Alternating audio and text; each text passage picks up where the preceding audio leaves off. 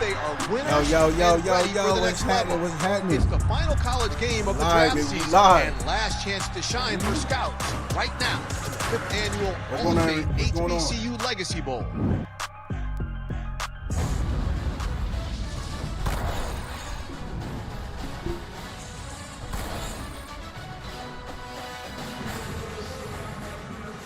From the great city of New Orleans, there's the Creole Queen, a prime example of swimming up the Mississippi River. And today in New Orleans at Yulman Stadium here on the campus of Tulane University, several players from historically black colleges and universities here at the All-State HBCU Legacy Bowl hope to shine their way into the eyes of the scouts.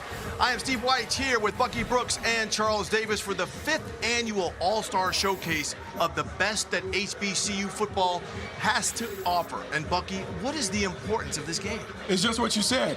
Best on best. This is a showcase game for the best HBCU prospects. A chance to go out and show scouts that they're worthy of being able to play, and what better way to do it on a big stage. And people wonder why the extra game. You're already on tape, right? You've gone through the offseason stuff. Maybe one extra game, one extra play for some of those scouts who are advocating for these players might put them over the top with their individual teams. And absolutely, Bucky, not a lot of no HBCU players going to the combine. So who are some impact players that you're looking to see today? So when you talk to the scouts, they're going to tell you it's all about the defense at this game. Let's start with Eric Hunter, the outside linebacker from Morgan State. When you watch him, all MEAC player, he can do it in the box, he can do it in space. When you watch him on tape, you love the way that he covers range from sideline to sideline, makes plays in the box. He is someone that you definitely want to watch. But then, Quincy Ivory from Jackson State, all SWAC, Defensive Player of the Year. And when it comes down to the National Football League, it's about rushing the passer and creating splash plays. When you watch him on tape, he can do it from an upright stance, he can do it three-point stance. We're going to get a chance to see him show his versatility as a pass rusher today. Bucky, you played both ways in the NFL. I noticed you took the defense to start. I'm going to flip it over to the other side of the ball. I'm going to start with a quarterback from North Carolina Central, Walker Harris, who's MEAC Offensive Player of the Year. Got some honorable mention for All-American. Best part about his game, his ability to throw the football downfield. He can spin it. If you're a receiver, you're going to want to play with this guy. He can hit those shots in the seams. He can hit the outs. He can hit the swings. And if you play him too tight, he'll go over the top of your head and throw the ball deep. Now, a guy who would like playing with him, although he's on the other team, is the tight end from Alabama A&M, and that's Traviante Abner. An HBCU All-American this year, 35 catches, 3 touchdowns, looks the part.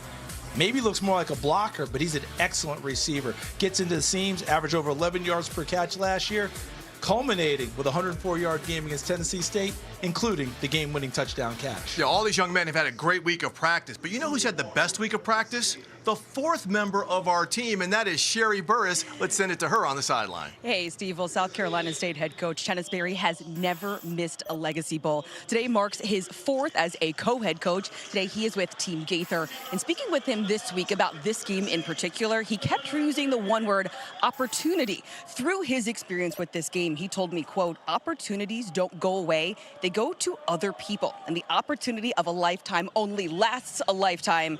The opportunity now, guys, is right now. And that was his message this week. Moments ago, Coach Berry in Team Gaither's locker room, getting ready for showtime. Win the effort battle, guys. Effort has nothing to do with talent. There's 4 key battles we win this football game, man. 4 key battles, because the objective is to go 1-0. At the end of the day, yes, all-star game, but we're still trying to win the football game and put some on for your people, for yourself. All right, every rep you take is an interview. All right, so we talk about 4 key battles, win the effort battle. Has nothing to do with talent. Play hard. And Berry did coach his team to a Legacy Bowl win in 2023. He looks to have similar success with Team Gaither today, Steve. All right, well, thanks a lot, Sherry, and it's always great to hear Chennis Berry to get his guys fired up. Remember, the head coach of the Black National Champion South Carolina State Bulldogs has won every season, which is why he has been here for now his 5th straight season.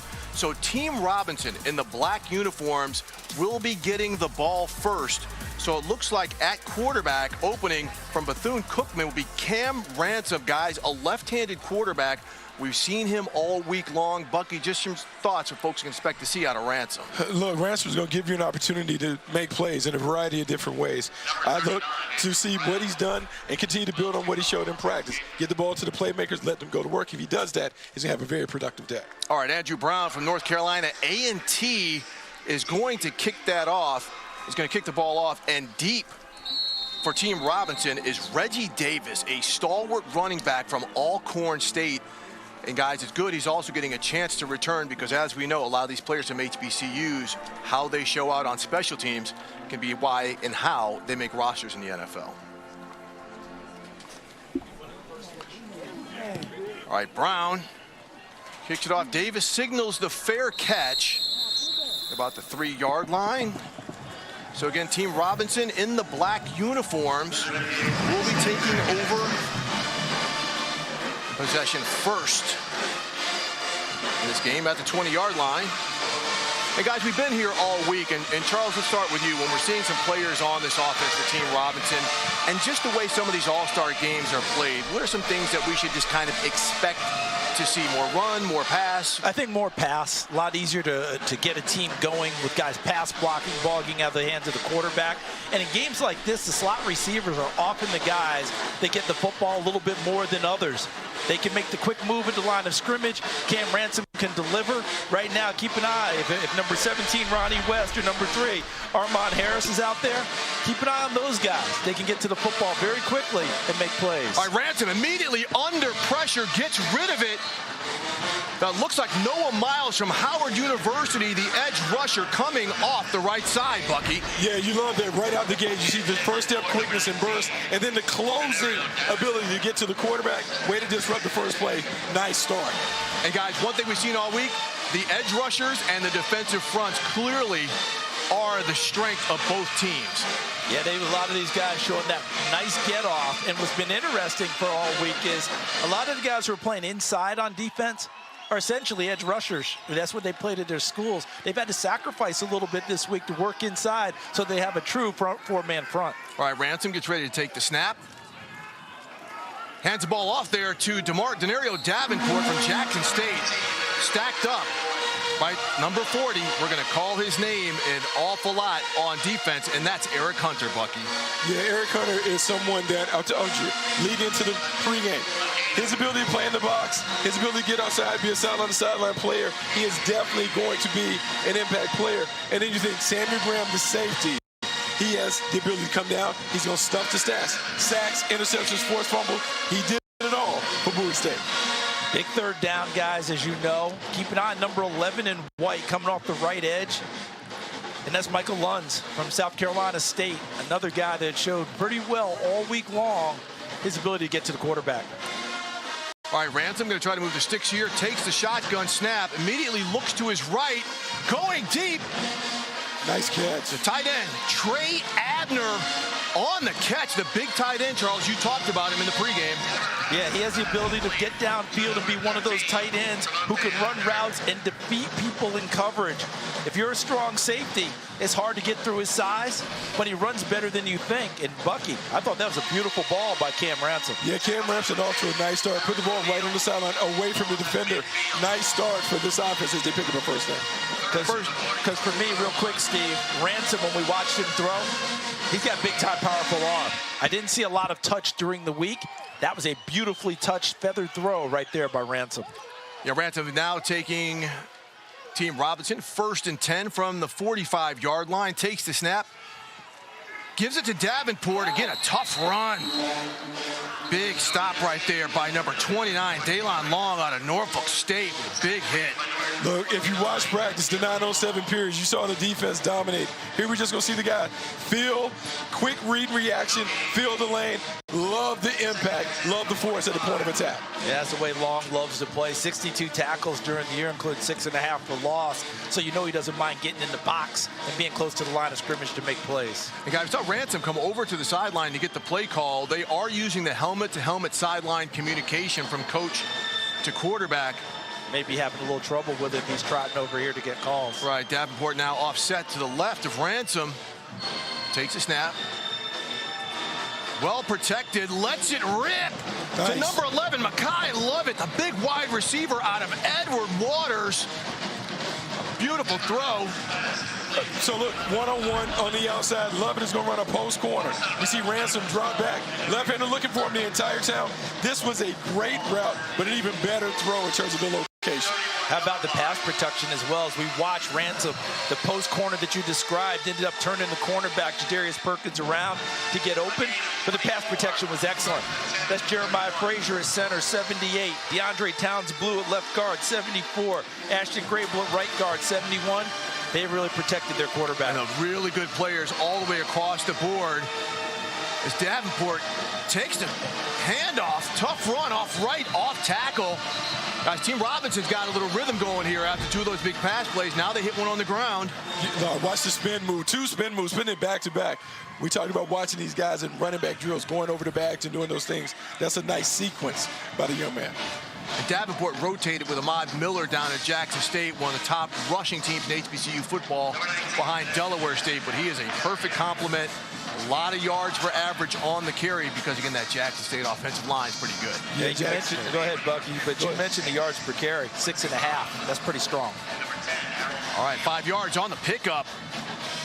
Here we talked about the defensive fronts being the strength, but now Team Gaither, whose defensive front is made up mainly of edge rushers. Not a ton of defensive tackles here, so they're a little bit lighter against that big offensive line for Team Robinson.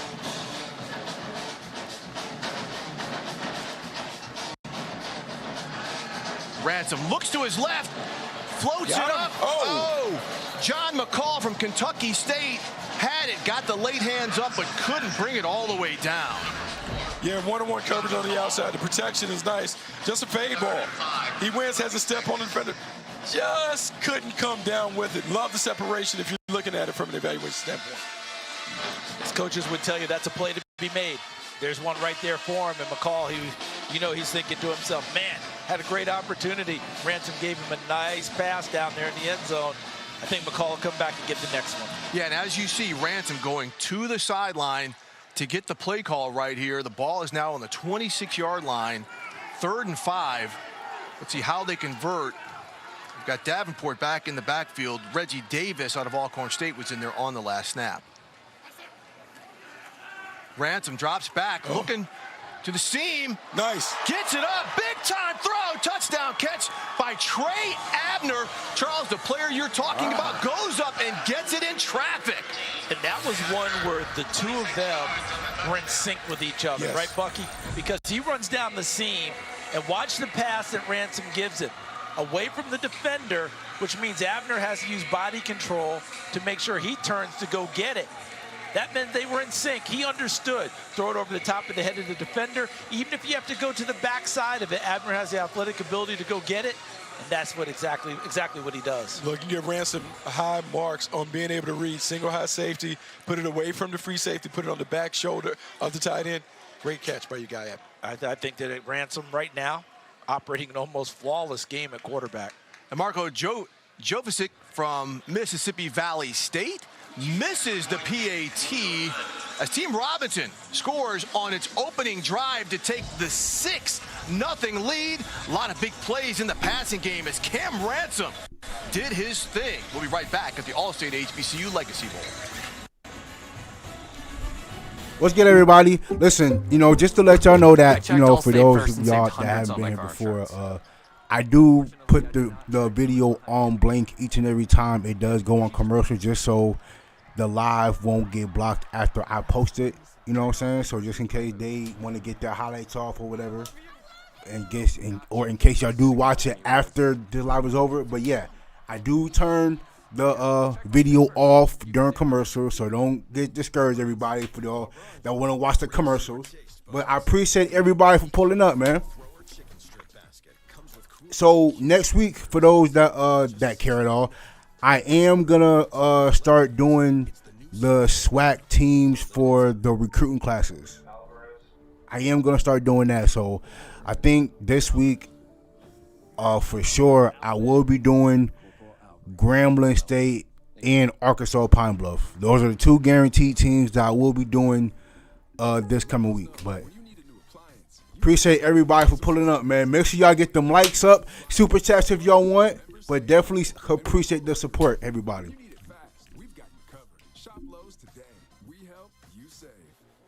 Yet another toothpaste that does not whiten. Girl, this one works. Basic toothpaste stops at the top. Crest goes deeper to dissolve the bonds that hold stains to teeth for whiter teeth in one day. Crest.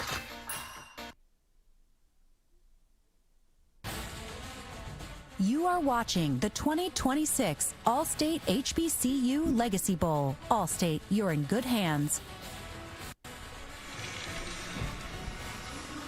All right, Team Robinson is up 6-0 as Cam Ransom drills it to tight end Trey Abner as Team Robinson goes up 6-0 on its opening drive.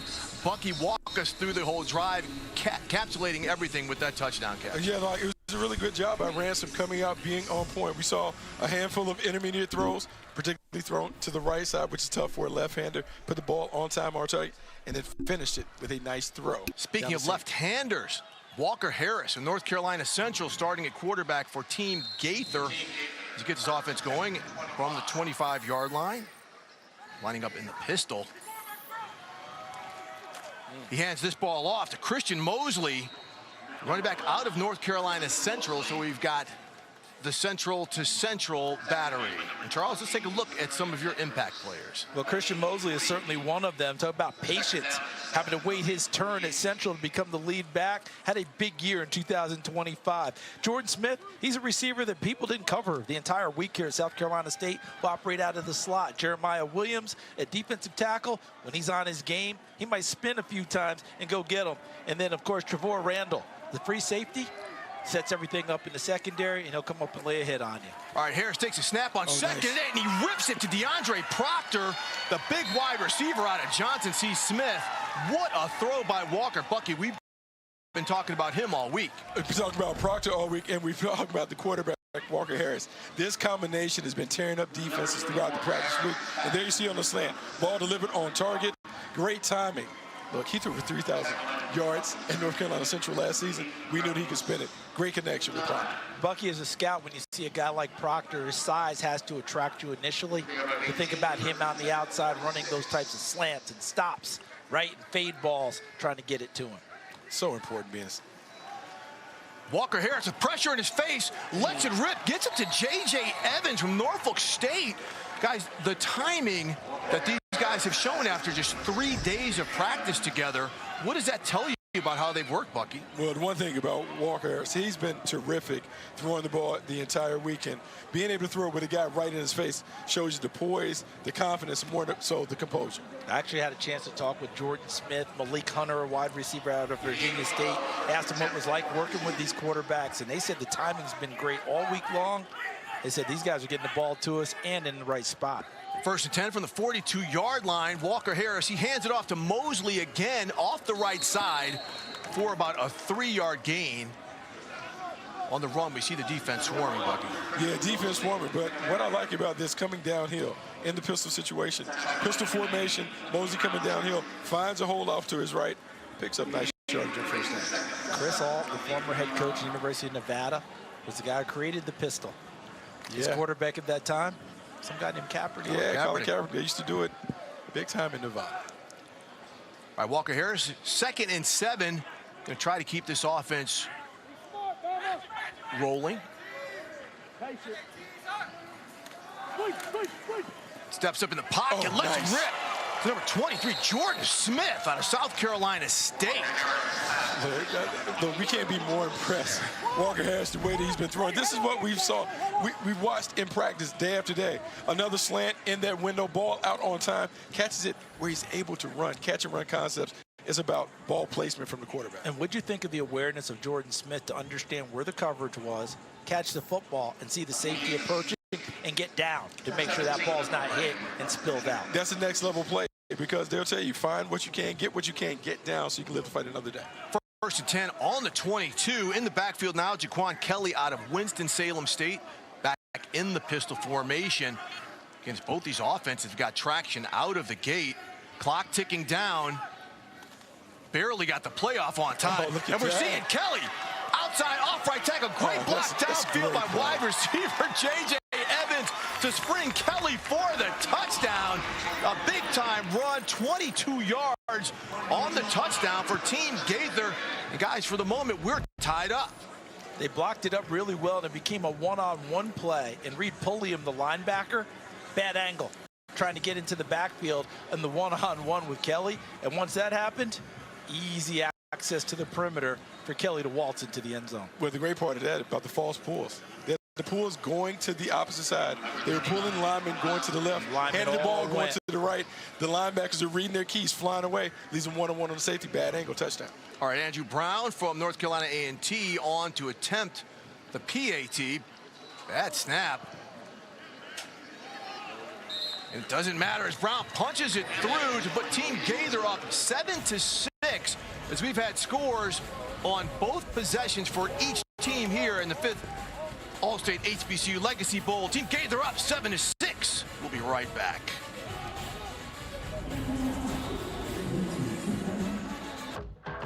When things heat up, you don't just want a cold one. You want the coldest one. The cold lagered, cold filtered, cold packaged one. Mountain Cold Refreshment. Coors Light. Choose chill. Chill. With SoFi, you can trade stocks, ETFs, and invest in IPOs at IPO prices. Because when it comes to your money, you're the playmaker. Get up to $1,000 in stock when you open and fund a SoFi Invest account. SoFi, get your money right. Chase something. More than just a flag. Chase rings. Chase gold. Nah, chase me. NFL flag. Chase something. The General gives you a break to keep you covered. Yeah, whether it's on your car insurance or taking a break from being the auto-tune guy.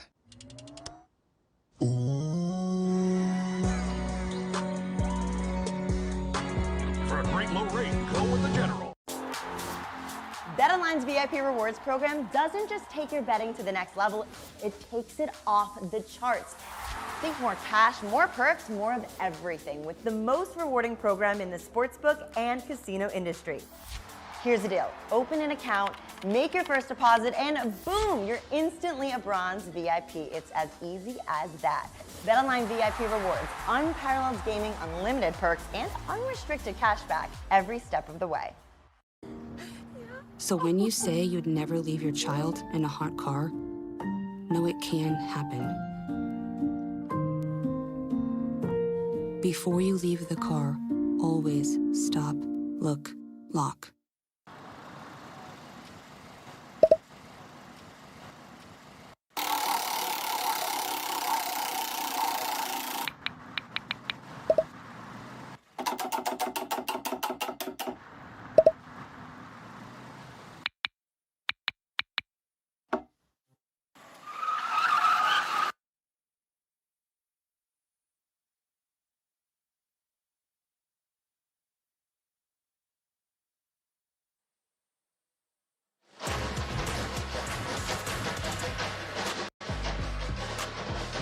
All right, welcome back to the All-State HBCU Legacy Bowl, and the music you hear was created by Blue Flower. The track is called Winners, and this piece is part of a collaboration between the NFL and All New, a music school in Inglewood, California that offers courses to help students create, write, and publish music.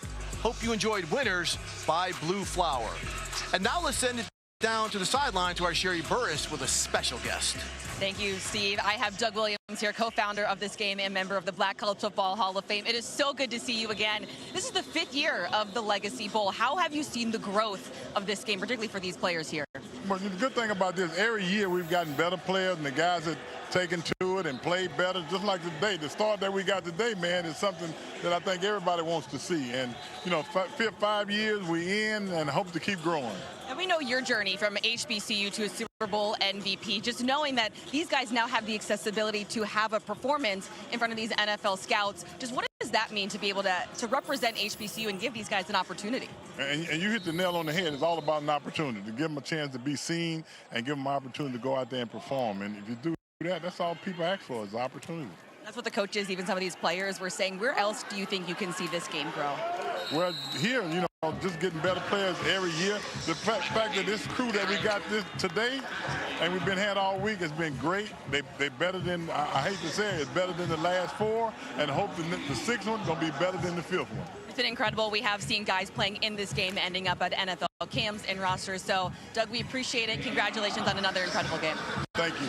Steve? Great stuff, Sherry, and thanks so much to Doug Williams and James Shack Harris for creating the Black College Football Hall of Fame and this game. Bucky, we saw a player on that last carry who you talked about, Reggie Davis, one of 2 stalwart running backs out of Alcorn. Yeah, he can do a bunch of different things. He had over almost 1,000 scrimmage yards. He can do it as a runner inside and outside. He can catch the ball out of the backfield. This is a great showcase game for him. All right, Cam Ransom back in at quarterback at 2nd and 1 from the 34-yard line. Ransom takes the snap. Plenty of time. Nice job. Lets the ball rip to number 4, John McCall out of Kentucky State. Breaks a tackle. Continues fighting. Moves the ball down to the 33-yard line. What an effort by McCall. Love the effort by McCall. Love the effort by Ransom. But, guys, this offensive line in front of Ransom is really playing well. And we've got some backup guys in now. And when I say backup, the second unit, because no one's really a backup if you're in an all-star game. But they are really giving Ransom a lot of time. Excellent route by McCall. Remember, he dropped the one in the end zone that could have been a touchdown. Right. What did we say about the next one to come to him? He would be okay. He nailed it. By the way, Charles, just so everyone knows, the guy at left tackle, Charles Davis, he's pretty good. Jim Kin. We're going to find out in the cookout this summer. All right, Florida A&M. There's Reggie Davis with a nice run. Takes a big hit. Manages about 3 yards, but Jameson Jupe Alston out of Winston-Salem State finishes off with a big top hit. Yeah, big top hit, but once again, when we talk about the success of the offensive day, it's been the offensive line. Generating push in the run game, protecting Ransom in the pocket, in the passing game.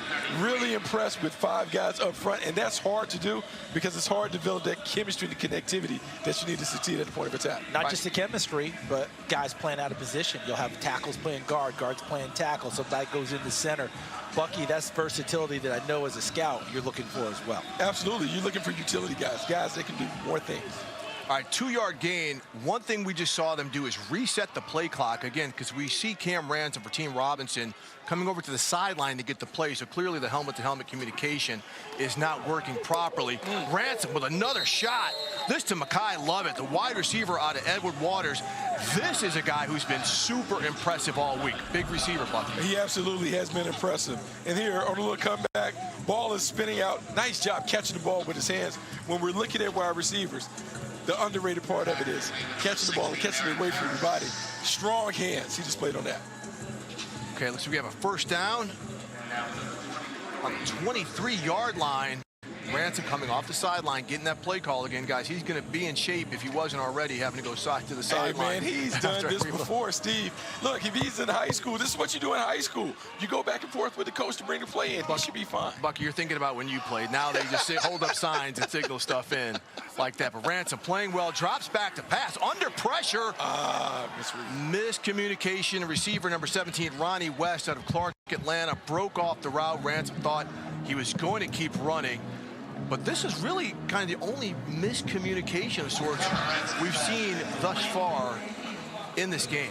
I got to tell you, Steve, having done a bunch of all-star games, this is one of the cleanest ones that we've seen the first quarter.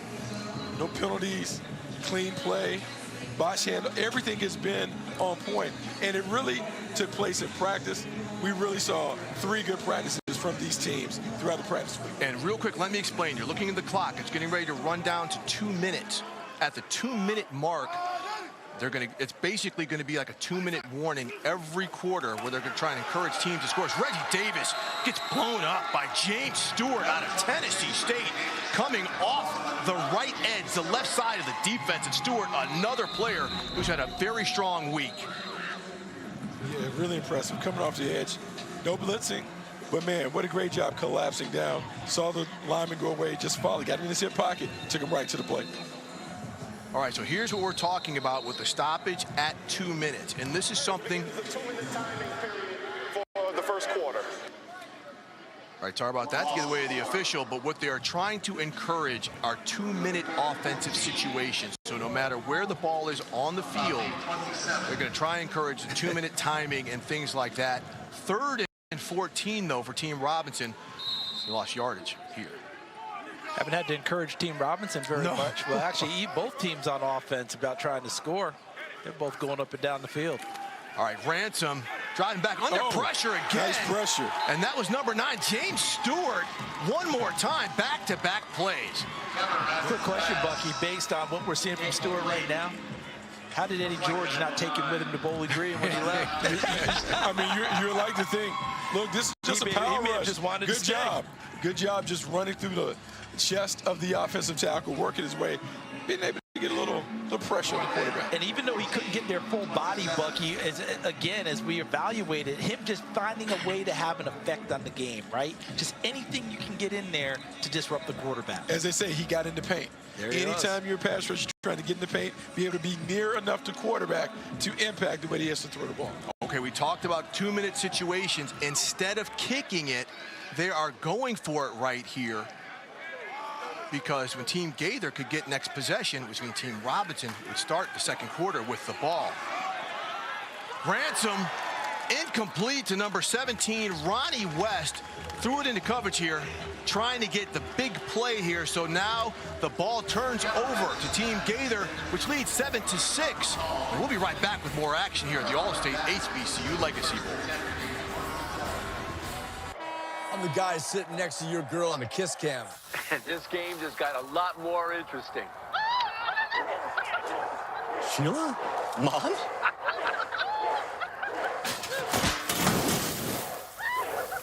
Fire! And if you don't have the right home coverage, you might have to kiss your savings goodbye. Let's go, beat it.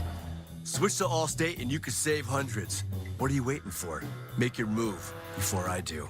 Chicken Al Pastor is back at Chipotle, where fire meets flavor, where heat meets pineapple sweet, where chicken meets the sizzle of the grill, and where fans meet their favorite. Chicken Al Pastor, where fire meets flavor. I've got this old bike from another store, and I got the receipt right here. I'd like for you to beat it with a better deal on the souped-up model. What? What? At Verizon, anyone can bring in their AT&T or T-Mobile bill, and they'll give you a better deal. Isn't Verizon expensive? No, better deal. Best network. I'm sorry, man. Only Verizon lets you bring in your AT&T or T-Mobile bill for a better deal. Hey, that's a stationary No, bike. I know. Have a great day. You're not as cool as Verizon. Hidden Valley Ranch is made with real ingredients for real ranch flavor that's impossible to put into words. But that's pretty close. Indescribably delicious Hidden Valley Ranch. Wake up! It's time to talk football! What a throw! What a catch! The beast has been released! I am never coming down from this experience. You've been dreaming of this moment your whole life. It's all happening right here on Good Morning Football. All right, Team Gaither leading 7-6 with 1:50 left in the first quarter of the All-State HBCU Legacy Bowl. Let's send it down to the sideline. Our Sherry Burris with an update on some news. Well, Steve, you guys have been talking about the communication issues down here. I can confirm Team Robinson is having comms issues with the quarterback.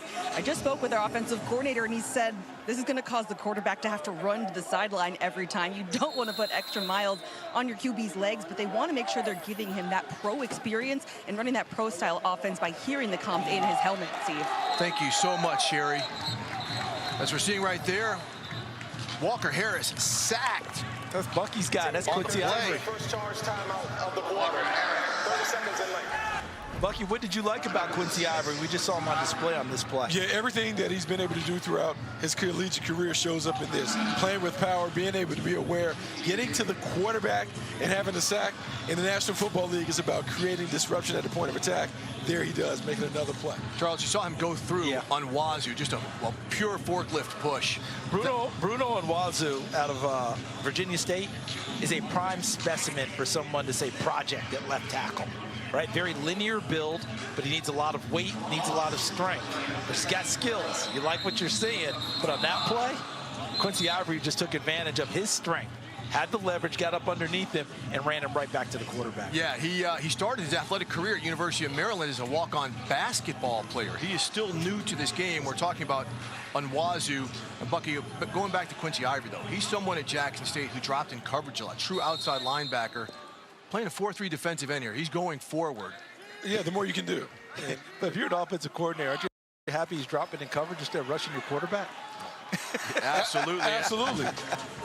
So as they attempt to screen to Christian Mosley to offset Ivory, who is in Walker Harris's face one more time. The pass ball is incomplete. 3rd and 12, as we're seeing the offenses fall out of rhythm a little bit with some of the substitutions and rolling other players in. Yeah, you get some of that now. The thing about all-star games, you had that first group, and then when you start to patchwork the offensive line, new quarterback, new cadence, new rhythm, everyone has to adjust, particularly the guys on the outside. I think keep an eye on number 45 in black as well. A young man by the name of Bryce Cage out of Grambling. Ooh. He also was bringing it on the last play, and he's out there on the edge, on the left edge, working against the right offensive tackle.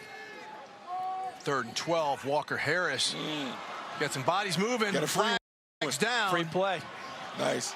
Nice awareness by Walker Harris. And not only did he get the free play, he got the hold at the end of it, which is really going to help his offense. Well, good awareness by the young quarterback. Yeah, so the quarterback knows the play isn't done. Great job. Yeah, tried to get to Drayshawn Kendrick from Norfolk State.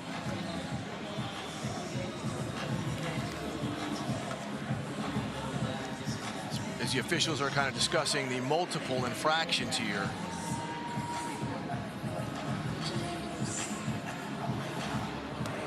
There are 2 fouls on the play. Offside, number 45, Team Robinson. That penalty is declined. Pass interference, Team Robinson. The ball will be placed at the spot of the foul. Automatic first down. All right, automatic first down. 1 minute and 37 seconds left as Walker Harris is going to try and drive Team Gaither into scoring position in this tight time window. And that's 1:37 in the first quarter. Harris under pressure, but he gets the ball off to Christian Mosley again, his teammate from North Carolina Central. Dominic Davis. The clock keeps on rolling, though. Yeah, Dominic Davis out of Central State, dominant player. Yeah, great job making a tackle, keeping it in bounds, keeps the clock running. Great situational awareness. Okay, now we're seeing some hurry up. This is something we did not see them practice a lot, but clearly they're prepared to go through this with the way they got into formation. Harris drops back, plenty of time. Looks like a miscommunication with Malik Hunter out of Virginia State. Hunter came up a little more shallow on the route. So sometimes what you run into, Bucky, is it's not just the timing, it's what did you run the route, depth in terms of your school versus here. Yeah. It looked to me like Walker Harris expected more depth on the route. Absolutely. You saw him point to the wide receiver saying, hey, on this smash, I want you at a high angle. And you're right. These are some of the challenges in the All-Star game. And from an evaluation standpoint, I'm looking to see how quickly can you adapt to playing in a new offense, new defense. All right, 3rd and 8. Walker Harris, again, the quarterback, the MEAC Offensive Player of the Year from North Carolina Central, takes the snap. And it looks like we had kind of a do-over when it comes again to the communication and the expectation between quarterback and wide receiver. Yeah, and you're getting this, and there's a little rough, so they have to get their work done on the sideline. But let me say this: the coverage on the outside was terrific. He was smothered. He wasn't winning the one-on-one route. He didn't win the route. The corner out on the side just ended the route for him. And that brings out punter Elliott Nash from South Carolina State as it is 4th and 8. Back to return. It's number 17, Ronnie West from Clark, Atlanta. Yeah, Giannis coming in. He's well-traveled now. He's been at Troy, Utah, Langston, and now getting his opportunity here. Gets off, boots it, significant depth. It's a return ball. On the punt, Ronnie West takes it on about the 13-yard line. Nowhere to go. Excellent coverage right there. So guys, let's real quick, while we got just a little bit of time left, let's go over some of the rules.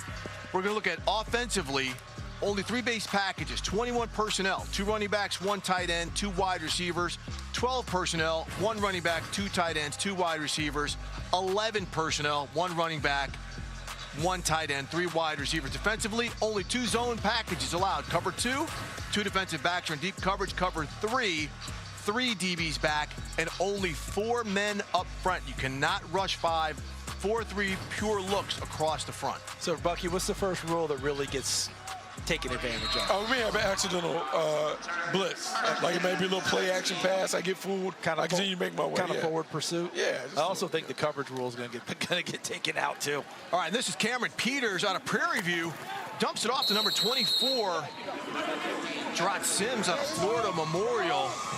Yeah. Cameron Peters familiar with his offense as he's playing for his head coach, Jermaine Jackson. Yeah, look, you're talking about someone who had over 3,200 combined yards this year, 28 total touchdowns. You want to see his ability not only in the pocket, we'll see him get out of the pocket, use some of that mobility that made him a star at Prairie View. And he got benched, Steve. You covered a lot of these games. He got benched mid-season for about 4 games and then came back, and down the stretch was terrific. Yes. Talked with his coach, Tremaine Jackson, who said his ability to bounce back from the benching, we don't get to the SWAC title game without him.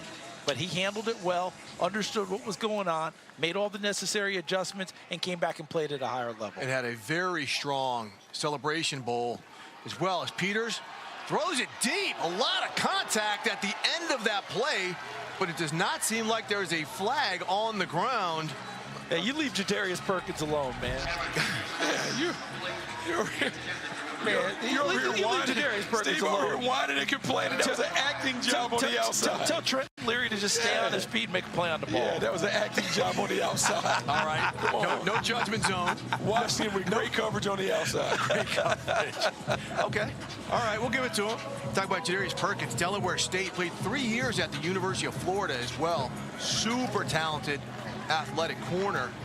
And he's coming off the field right now as they change some secondary personnel. Sam Graham from Bowie State coming into slot corner. He is a heck of a player.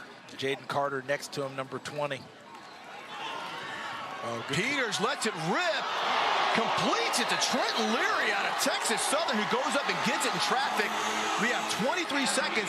Yeah, timeout called by Team Robinson, which is necessary because of the communication issue. They can't get the play calling quickly. Bucky, how about Leary finding the football? Yeah, that's a great job of finding the football because this coverage was terrific. Outside leverage on the slot receiver. He's there. Little push off, makes a great catch, keeps his feet in bounds. I mean, sometimes you got great coverage. See what he learned? But you see what he pushed off. But Steve, did you see what he learned? Stay on your feet, go make a play on the ball. Yeah, he pushed off. Don't rely on the officials to throw a flag. Yeah, go make a play yourself. A little bully ball on the outside. He did that in one play, so give Trenton Leary a lot of credit. So, Charles, look at Cam Peters. He had pressure in his face, too, and still delivers a nice ball. Does a nice throw. Really good job of Leary seeing it the entire way. Graham not seeing it until too late, so he goes past him, but Leary's able to see it, make the adjustment, come back and get the football. All right, 1st and 10 at the 49-yard line, 23 seconds left, and Jovicic has kicked a 56-yarder before in a game. So are they playing for field goal position, or do you guys expect some shot plays here since this is an all-star game? I think they're going to try and take it downfield. All right, Cameron Peters sets the offense. Prairie View quarterback. Oh, nice throw. Pressure once again to Leary on the crossing route. What a dot in traffic. Great catch by Leary because he goes up to gets it. Yeah, not an easy catch to make in traffic. Running that slant into the thick of the defense. Great job catching, getting down. 30 seconds and late. Gives this offense an opportunity to make a decision whether they can push it down the field or they can kick a long field. What'd you think of that ball placement, Bucky? I thought that was pretty darn good because you're trying to hit it right in the face mask of the receiver, right? You're trying to throw it right in his throat right there. Boom.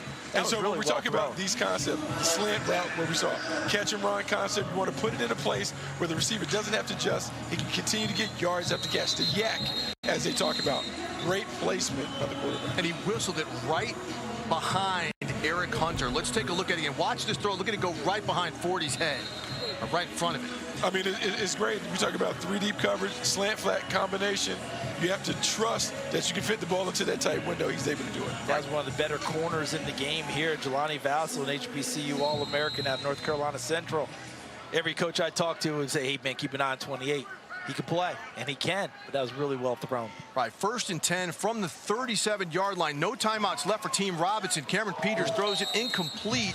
Intended for Cameron Nelson out of Mississippi Valley State. 13 seconds left on the clock in the first quarter, gentlemen. A lot of action, a lot of back and forth. And again, we're seeing Team Robinson have to go to the sideline, Cameron Peters, to get the play. He should be in shape. It's fine, I'm telling you. High school, every Friday I see that you go to the sideline, get the play. Now, does your guy come and get it that way? Comes right to me and I tell him, yeah. My son did that for 4 years in high school. I said, just be in shape, son. Yeah. I'll tell you this, coming up soon, we have a special guest who gets after the quarterback. When the quarterback has to run from the quarterback and then run to the sideline to get the play call. That's got to be something that works. Listen, to the that pass guy you rusher's just advantage. run away from and don't come back. Yeah. I mean, you don't go back in. You just run away from him and don't make your way back. We want him used to running anyway. All right, you have to run away from my guy. Another incomplete pass is now the clock gets down to 8 seconds here. And it does not look like they're going to try the long field goal. Team Robinson setting up Cam Peters. Could be two-play territory if they get something off quick here. Or maybe we can get a 10-yard out of bounds, and then we can kick it. All right, Peters sets the offense. To receiver side, coming to the bottom of your screen. You have two slot receivers, Leary 81, Harris 3. See if they go with a combo on that side. Peters steps up in the pocket under pressure, lets it rip. Almost connects. Cameron Nelson again. I think Vassell saw it late and thought he had a play on the football. It was out of bounds, undetermined, but look at him. He doesn't panic, stays right there with it. And he was actually going to be able to react a little bit better to the football if it had been in bounds. Yeah, Team Robinson is out here complaining about pass interference on that last play. And there was none. None. Here we go. None at all. None. Okay. Marco Jovicic out of Mississippi Valley State going to be trying about a 54-yarder, 1 second left on the clock here in the first quarter. Jovicic, a lefty, just wide to the right. It had the distance, but just a smidge to the right. The scoring is slowed down. The team Gaither still holds that 7-6 lead, courtesy of its opening drive score here at the All-State HBCU Legacy Bowl.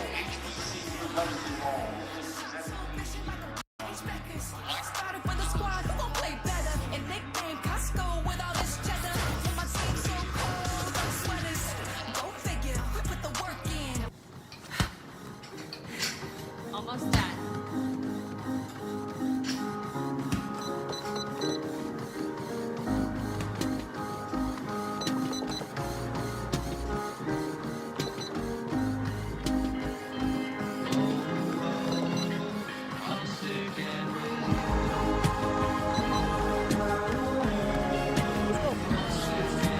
Come on, man. Let's get it. Tired of struggling with impossible messes in your tub and shower? Mr. Clean Foaming Bath Magic Eraser cuts through 100% of soap, scum, and grime, while Mr. Clean Extra Durable effortlessly tackles messes throughout your home. Switch to Mr. Clean Magic Eraser. I checked Allstate first and saved hundreds on my car insurance. Unfortunately, I did not check who was behind me at the game. Dude, she just pointed at me. That's crazy. Checking Allstate first was the right move. I love you! I love you! Not checking who was sitting behind me was humbling. That's her mom. That's Mrs. Betts. Yeah, check Allstate first. You could save hundreds. Go Bruins. Go Bruins. When it fits you. When it thrills you. When it connects and protects. This is 140 years of Mercedes-Benz innovation. It's more than a feeling. It's a bond. Experience everything a Mercedes-Benz SUV has to offer today. Brace your taste buds. The new DQ Flamethrower Chicken Strip Basket comes with cool DQ soft serve as a dip for just $6.99. Add one of our new Tajin lemonades. It's the new Spicy menu, only for a limited time.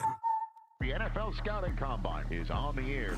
My style of play is very aggressive. I get after that quarterback. Hutchinson got him. I'm a downhill runner. I'm able to see the defense and take it to the house. Taylor explodes. Taylor's into the open field. I'm a backyard football player. It's JSM. You can count on me to make plays. Are you kidding me? It's time to get serious, and this is where it all begins. Love is the answer.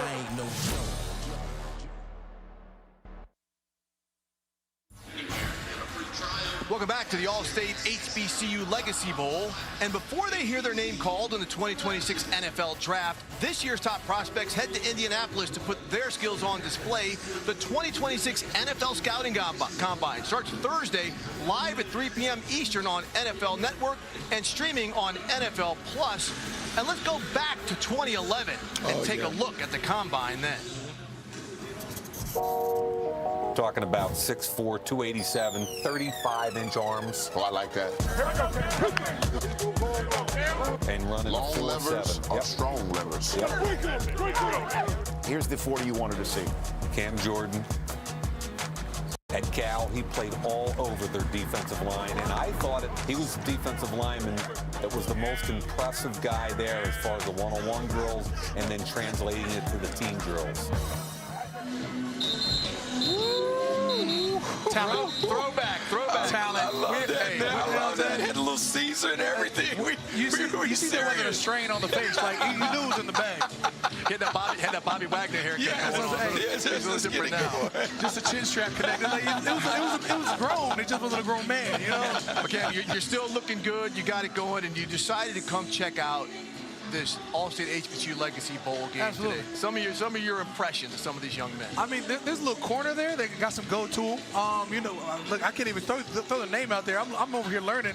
I'm trying to watch on the sidelines. I'm like, wait, let me see where he's from. that was probably Jelani Vassell. I'll say that's the craziest part. There's so much talent out here that you're like, wow, if they can only get a chance. I've been, blessed enough to be in the league for the last 15 years, especially in New Orleans, where I've had teammates that went to HBCUs, and I'm like, it don't matter where you come from. If you can play ball, you can play ball. Yeah, one of the best ever. Teron Armstead is one of your teammates for a long time. So when you come out and you decide to just come out and check this out, and see these young men, do you have any words for them? Because a lot of people may feel that they played a lesser level of competition. Who said that?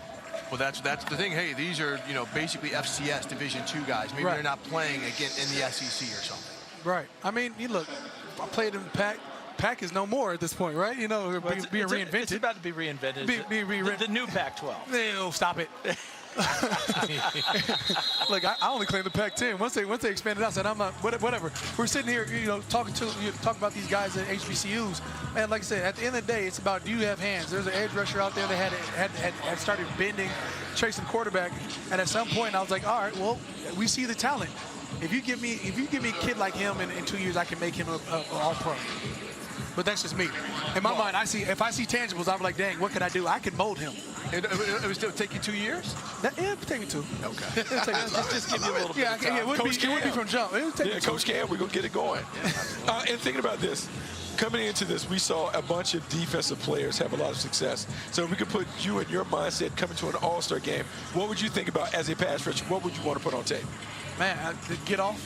What you see a lot from, was it number 45, is it? Oh, yeah, Bryce Cage. He got some explosion to him, when you see that, you're like, all right, you like the initial steps. Sometimes you just can't teach that initial instinct, and then you can work with all the rest. So, one thing we've seen about Cage, as it is now 3rd and 5 for Team Gaither, violent player. You see guys head snap back. When he hits a big-time play, completion, number 23 on the catch, Jordan Smith out of South Carolina State. Catches it from Atkins, takes it, look at him, Cam, slips the tackle and goes. I was like, you got to love it. I was like, he's able to slip through, but that's my problem. I'm always looking at the defensive lineman. I'm watching Cage. I was like, I like the little bullet slip. I was like, we love a good power player. But it was a great catch by Smith, be able to be elusive enough to miss that, make him miss that tackle. So you want to see yards after contact. So Cam, as you're going here, and we keep talking about what can these guys do to have themselves noticed, and then when they do get the opportunity, what is the first thing? Because there's interviews, right? You have your past tape. The first thing is it's always been, make the main thing the main thing. Football, you take care of it on the field endeavors. Everything else take care of itself. You can have the worst. Nice play for the inside arm. So we saw Atkins take the shot, the deep shot to DeAndre Proctor. And on the coverage is Carlos Donovan, who's had a great watch week. inside arm. Watch inside arm. See the hands? I mean, that's a little, like, Cam is with me on this. Cam is with me. You know the hands that defense players. I'm not against you, but we've been here all week. These poor officials, they're going to need rotator cuffs. Yeah. They threw flags left and right all week long for holding and pass interference and all. So it should be zero surprise if you've been here watching practice. But I do think that's the type of play that you're going to get away with at your level, Cam. Well, I mean, not with those red gloves. Come on, hey, you got to know the craft. Hey, you throw the black. If they wear white, you throw white gloves on. Come on. Handoff to Jaquan Kelly off tackle. Nice run. Looks like he got enough yardage for the first down before he's brought down by Michael King of Tuskegee. But what a double team block he had up there. I mean, that was 27 Caden Davis.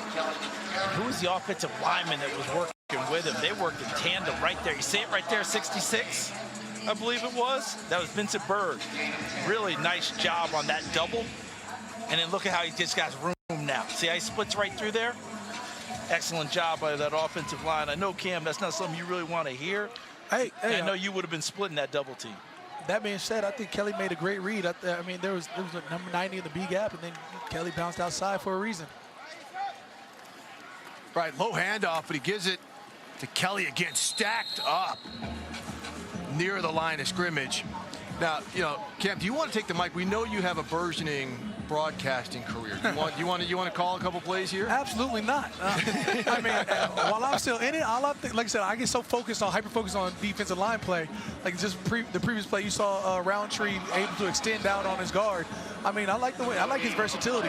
You're like, look at him run. Boom. I get hyper-focused on D-line play, man. That's what excites me. Cam, very quickly here, Steve talked about these guys getting an opportunity coming from schools that aren't the power schools, etc. Sure. Your father was a multi-time, 6-time Pro Bowl tight end at the Ivy League. Again, not a power conference. You understand what it takes to make it? I mean, he does. I mean, luckily, I went to Cal. Oh, go get him. But we talk about possibly going to Brown. I mean, there's a reason why he went in the 7th round where he should have been one of the top round picks. Right. You know, all you're looking for is an entry level. Hey, all I need to do is knock on the door. One of these doors is going to open, and I need to make most of those opportunities. And I mean, 13 years in the league, 13 years for the Vikings, 6 Pro Bowls later, he made a heck of a career out of it. Yeah. It doesn't matter how you get there, as long as you can stay. You get an opportunity and you get a chance to stay. And I know you're excited about your pack making a return to revamp pack. I don't know. Am I? I don't know. I'm trying to. It's like Fresno State in there now. It's like you know. Cam, you're not gonna believe Iona? this. When you went to the Pac-10, right? Yeah. They were the Pac-8 before. You know who made it to Pac-10? Arizona State. I was like U of A and Arizona. Arizona State. Absolutely. So you never know. People can grow up and turn it into a nice place. No doubt. I mean, when they was expanded to the Pac-12, you included Utah and what was it, Colorado? Colorado. So, hey,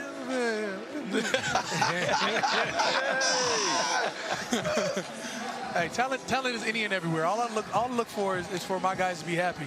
I went back. We just got a new head coach in Todd Boyd. Yeah. You know, my former D coordinator when I was at Cal, Bob Gregory's back at Cal now. Bob's back there. Hey, we got some good things turning around. Good coach. I saw him working out in the rain. Right. Look, I saw my guy. I went out there Super Bowl week, Monday of Super Bowl week. I saw my guys. I looked around. Ron Rivera's the GM. No doubt. I finally walked in the D-line room. I said, oh, we got talent. There you go. It was about 7-8 years ago. I walked in. I said, yeah, you guys are going to need all your connections. That's all that Cam Jordan NIL money. All right, guys, and while we were talking, Andrew Brown boots the field goal to put Team Gaither up 10-6. Cam, you know, a lot of these guys want to hear their names called. Why don't you look at this, what we're about to show you? Oh. That's waiting to hear your name called. Okay. Yeah, that was me getting nervous is what that was. I was falling.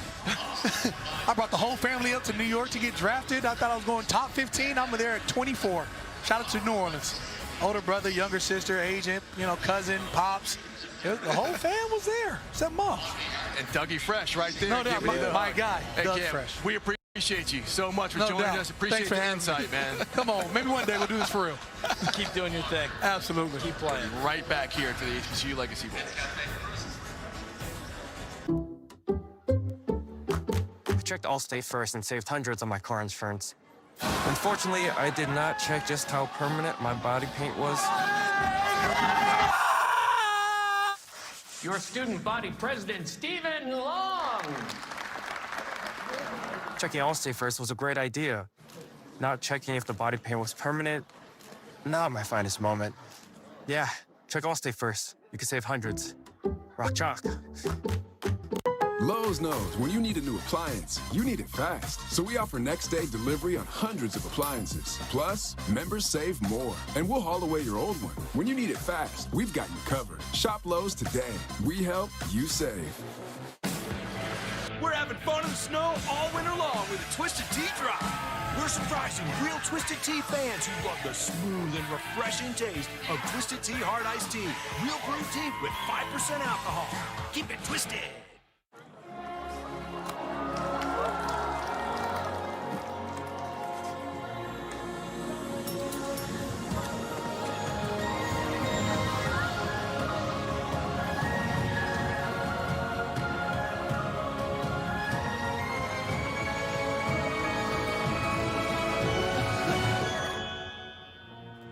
Have you eaten yet?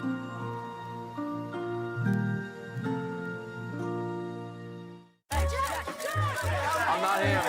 I'm not Jack. Because a car that doesn't make you feel recognized is a car that stops short of amazing.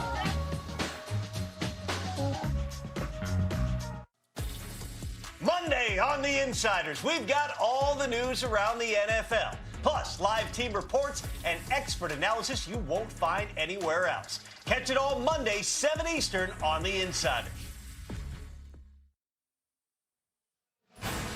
We're back at the All-State HBCU Legacy Bowl, and there you see Leslie Frazier, a Black College Football Hall of Famer, played at Alcorn State, and is coming off a Super Bowl championship as the assistant head coach with the Seattle Seahawks. He is a two-time Super Bowl champ as a player with the 1985 Bears, and this year as the assistant head coach with the Seahawks. Actually spoke to Leslie. He wished he could come here and join his fellow Black College Football Hall of Famers. But he has got work to do getting ready for the draft, which is where so many of these young players playing today hope to find themselves in a few weeks. We're looking at Shennis Berry, the head coach for Team Gaither in South Carolina State. And there's Quinn Gray, who is here as his Albany State team had won the SIAC. Quinn is now the head coach at his alma mater, Florida A&M, in the SWAC. Well, he could throw it at one time, couldn't he? Oh, yeah. Oh, yes, he could. All right, first and 10 on the 25 for Team Robinson. Again, in the black uniforms. Cameron Peters out of Prairie View in at quarterback with the play action. Slips. Still gets the ball off. Rips it to Cameron Nelson. That's nice poise. That's not easy to do when you get thrown off track. You slip in the pocket. You have that get back momentary up. second of Yeah, panic. kept it together, then delivers a dart. Terrific throw on a dig. But again, this offensive line allowed him that time in the pocket, allowed him time for a slip, and then able to deliver downfield. And what a nice job going up and grabbing that one and hauling it in by Cameron Nelson. And guys, I talked about it earlier, because the lack of defensive tackle depth on Team Gaither, you've got two lighter defensive end and Michael Lunds and Noah Miles playing in the interior for Team Gaither in the white. As Seems like they know it too. Runs it up the middle. Seems like they know it too with that play call there. Try to run it inside and see if your offensive line can beat up on the smaller defensive ends trying to play defensive tackle. Yeah, Davenport has been really good today. He's shown up pretty well. You see him get downhill, finding the cracks, and I love the way he's finishing with a little balance. I like his size, Bucky. And Steve made the point earlier, he didn't have to carry the whole load at Jackson State. A lot of people can't touch the football there. Guys, one thing I want you to see, and you tell me if this is an appreciation bump for the coaches. So Cameron Smith, number 75, is typically a left tackle. We're seeing him at right tackle now, as we're seeing Michael Lunds step up and make the play from the interior spot. Again, an edge rusher. He was the HBCU Go Defensive Player of the Year out of South Carolina State. And that's, Bucky, how many times do you talk about defensive ends going inside and sub and nickel packages and working over guards? I mean, you love that. And this game is not great for them having to play inside maybe as a run defender. But what a showcase in terms of being able to look at how they can take advantage to create mismatches and exploit mismatches against guards and centers. So you like that part of it. And quickly, let's get back to the fact that the coaches maybe are moving some of these players around to different positions. You're looking at Cameron Smith moving over to the right tackle, who's normally a left tackle. And that's a good thing for them. Bucky talked about it earlier, versatility, utility. When you get up to the NFL, there's only going to be 8 or 9 offensive linemen up for a game. How many positions can you play in case of injury? so you can help your ball club out. Big third down by Peters. Under pressure, Michael Lunds again. 3 consecutive plays by Lunds. He is helped up by Jamal Jones on the finish, but what a series for Lunds coming up the middle. He may have had an arched eyebrow about having to work inside when it was first broached to him. Yes. And right now he's going to go to the bench and say, hey, coach, this D-tackle thing's working for me, especially when I get to rush the passer. You're looking at the numbers here for Lunds. Again, first team All-MEAC, 19 tackles for loss, 9.5 sacks. Again, he was the HBCU Go Defensive Player of the Year. Well, I mean, you talk about that size, 6'2", 245. Not accustomed to being inside, but give him credit, 1, for embracing the change, 2, for the production that he's put up so far. And his teammate cornerback Jared Washington won a lot of other MEAC Defensive Player of the Year awards. He is not playing today because of an injury that he sustained. Yeah, call to your teammates as a punt returner. Make sure they know where the ball is. And it's picked up right there. Because if it hits them, and that's exactly what happened. Did not do a good enough job as the punt returner of warning your people away. You have a call. Usually what Peter called, right? We're going to say hot. We're going to say hot. I remember Peter. Yeah, Peter used to be the call. So Team Robinson's going to get the ball because of that incident you guys were just talking about. They have a chance to take the lead or at least get ahead as they're behind Team Gaither 10-6 here at the All-State HBCU. When things heat up, you don't just want a cold one. You want the coldest one.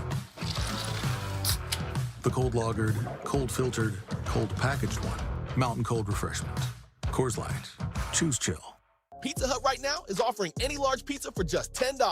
That's right, any pizza, 5 toppings, on crust like Tavern, thin and crispy, original pan, or hand-tossed. At any time for just $10. Just download the Pizza Hut app now.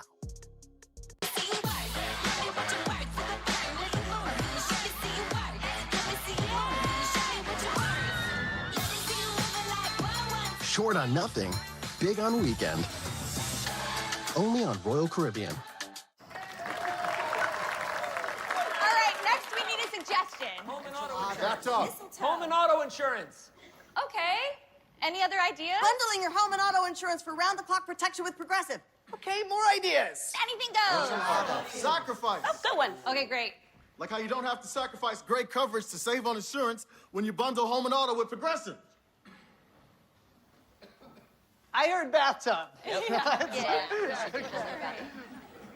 NFL Network celebrates Black History. I want to tell this story because it's important for America. Honoring those that broke barriers. We're better as a nation because he fought back. Inspired millions. This is my hero. Walter Payton, the all-time rushing leader. And changed the game. We got to keep moving forward. Tough times doesn't last, but tough people will. Celebrate Black History all month long on NFL Network. We're back at the All-State HBCU Legacy Bowl, and here you see Team Gaither. The punt hits one of its players. It is picked up by Reed Pulliam of Team Robinson, which now has the ball 1st and 10 at the 28-yard line. But before we get there, let's send it down to Sherry Burris on the sideline. Steve, I have Danielle Slight here with me. She's Director of Recruiting for All-State, and we are so happy to have you here with us, and congratulations on a great bowl game. All-State is the title sponsor for this HBCU Legacy Bowl. Beyond the game, what was the focus for you guys this week? Yeah, you know, at All-State, we're about providing protection so others can reach their hopes and dreams, right? And that extends to protecting the legacy of HBCUs too, right? So that's why we're so proud to be the title partner for the All-State HBCU Legacy Bowl. And it wasn't just the game. There also was a very important career fair yesterday. What is the presence of All-State? How did that make a difference? Yeah, well, as a proud FAMU Rattler myself, right, I know the level of talent that HBCUs produce. And so we had to take advantage of that. We brought in dozens of hiring managers and recruiters to do interviews on site, and we made offers on site too. Over the past few years, we've hired on hundreds of new All-Staters to the team, and I know we're going to do the same this year too. What do you want people watching to understand about All-State's presence for this as a weekend? Well, we recognize it's just about, giving this great talent an opportunity, because we know when opportunity meets good talent, we're going to have success. And that's why we're so proud to make sure that we are here every year and showing up in a big way. Love it. And you want to give FAMU one more shout out? Absolutely. FAMU, Florida Agricultural and Mechanical University. There you go, Steve. Well, thanks a lot, Sherry. Shout out to all those FAMU rattlers. I have a question. Does Danielle take veteran applicants for jobs? You take veteran applicants for jobs. We have inquiring minds who want to know. Absolutely, we do. Send them down, Charles. Send those resumes. Early career and experienced professionals as well. Yeah. What a great catch. What a great catch. Ronnie West out of Clark, Atlanta. And that was Noah Bodden from Edward Waters, the former Grambling quarterback, who threw that pass. But how about how Ronnie West takes the hit? Holds on to the football. He takes a big hit from T.J. Tabron. And look at that. And just holds on to it. Now, the only thing he did wrong was at the end when he spikes the ball right there at Tabron. Yeah, that'd be in the a penalty. NFL, that's going to be a penalty. It's going to be a penalty. It's going to cost. And it's going to negate a great play. All right, as we see Bodden, the latest Team Robinson quarterbacks have to run to the sideline to get the play run back onto the field. But it is now 1st and goal from the 7-yard line in the backfield. Gerard Sims from Florida Memorial. Sims with the handoff. He's got blocking in front of him. Charges down to the 2-yard line before he stacked up. Tough outside zone run. Yeah, you got to like that. Good run right up inside. Yep. Inside zone, kicking it out. Look how he finished it. See how he finished it, Bucky? Falling forward. Yeah. Good job by the running back. And guys, like we just talked about, Cameron Smith, the tackle, now back on the left side. Yeah. So we've seen him alternate from side to side here. He's a prospect that people circle during the week and we're watching, and he's going to have an opportunity. All right, Sims offset, takes the handoff. Close. Follows Dupree Fuller on the block, but caught short of the end zone. So now it's going to be 3rd and goal. Tackled by T.J. Tabron again. What'd you think of the movement there by Dupree Fuller, the tight end, Bucky, going from right to left to lead? Yeah, just good job collapsing that side of the line. Created enough space for the running back to get back on the backside. Now it's about seeing in these tight moments up front, can we create a push from the offensive line? You talk about Cam Smith moving from right to left. Right now, I'm honed in on him, seeing if he can generate a push at a point of attack. Well, the guy leading is Jeremiah Frazier, the center at pivot. Can they just run inside with him and the guards? Good handoff to Sims, punches it in off the left side as Team Robinson scores its second touchdown of the game with just under 3 minutes left before the half. This is the first group of offensive linemen that started the game for Team Robinson, and they did work here. Frazier 78 at center, Grable 71 at right guard, Towns Blue 74 at left guard. They created most of the space. But don't underestimate what you saw as well from the other guys. Charles Davis, 62, also getting involved.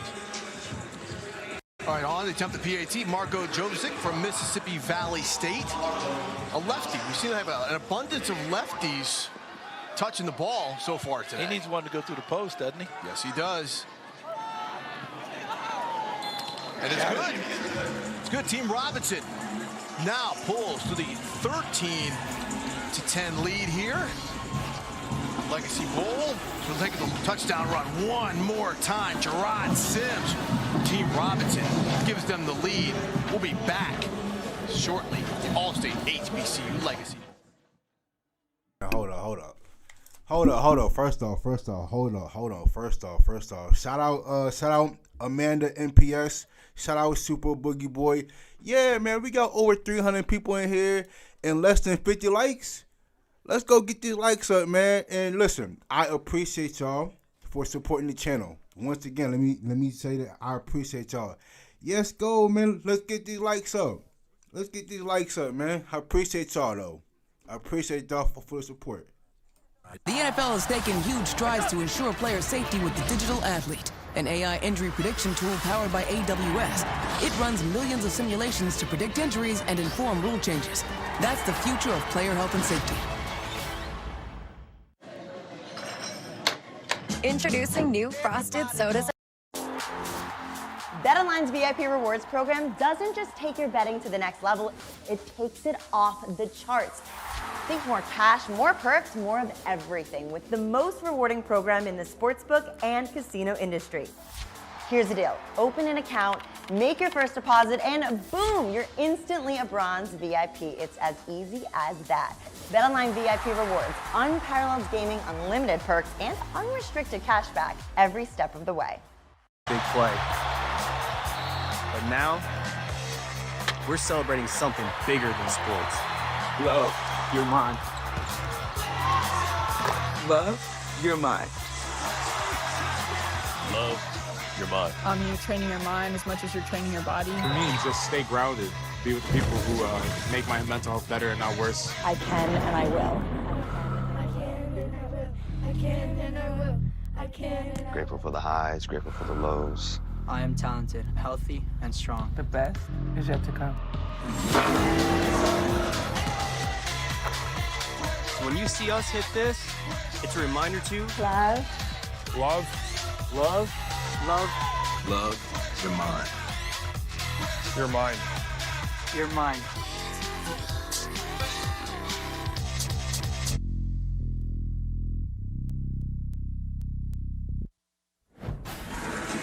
Welcome back to Yulman Stadium in New Orleans, and we have a treat for you coming up at halftime. Making their second appearance at the All-State HBCU Legacy Bowl, it's the Sonic Boom of the South, Jackson State University's world-renowned marching band. You will get to see their entire show live at halftime. And gentlemen, as you know, black college football isn't just about football. It is about the halftime event. Hey, how many times do you hear it? Halftime is game time. All right, as Team Harris and William Atkins takes over first and 10 of the 25 to try to get some points on the board with just more than 2 minutes left in the second quarter. Under pressure, Atkins escapes, flag down, throws it incomplete to Jordan Smith, who had players from Team Robinson converging in a big way. Holding, number 74, offense, 10-yard penalty, first down. All right, that's Bruno Nwazu who gets called for the hold. The left tackle for Team Gaither out of Virginia State. He's going to be a project. Look to the left side in white. See him with the takedown right there with the pull.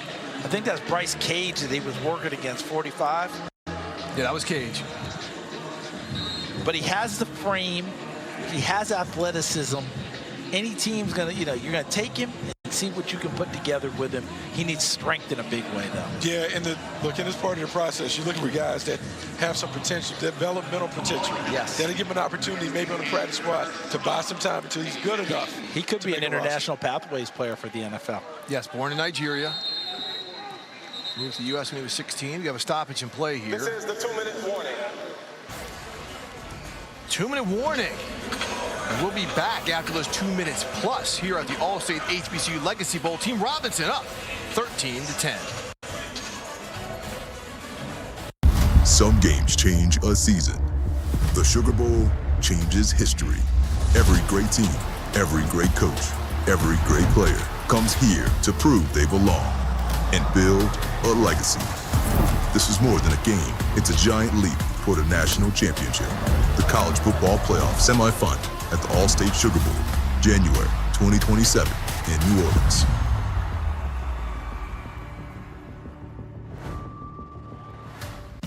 ACE's YardRx program prescribes the best lawn care, specific to your yard's needs, delivered every season.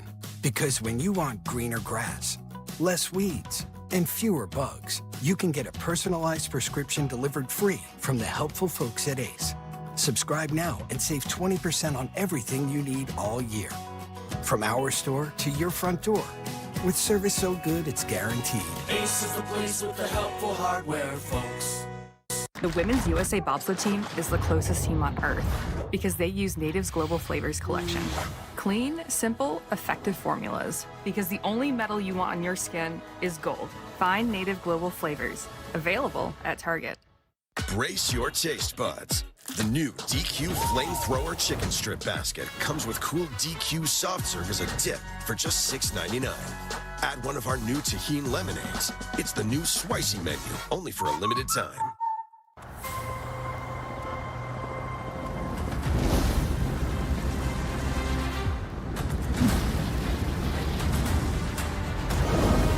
It's our turn.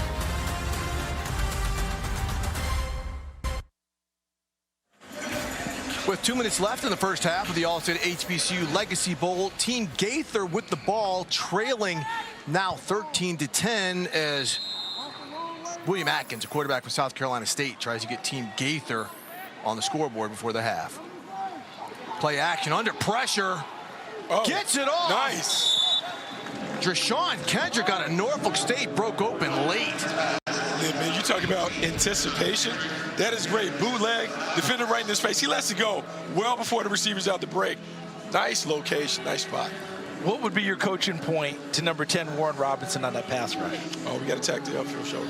Yeah, and get your hands up in the pass late. Like he had his hands up for a second, and then he went to rush him again, and that's when he gave him that opportunity to throw the ball downfield. Beautiful job completing that pass.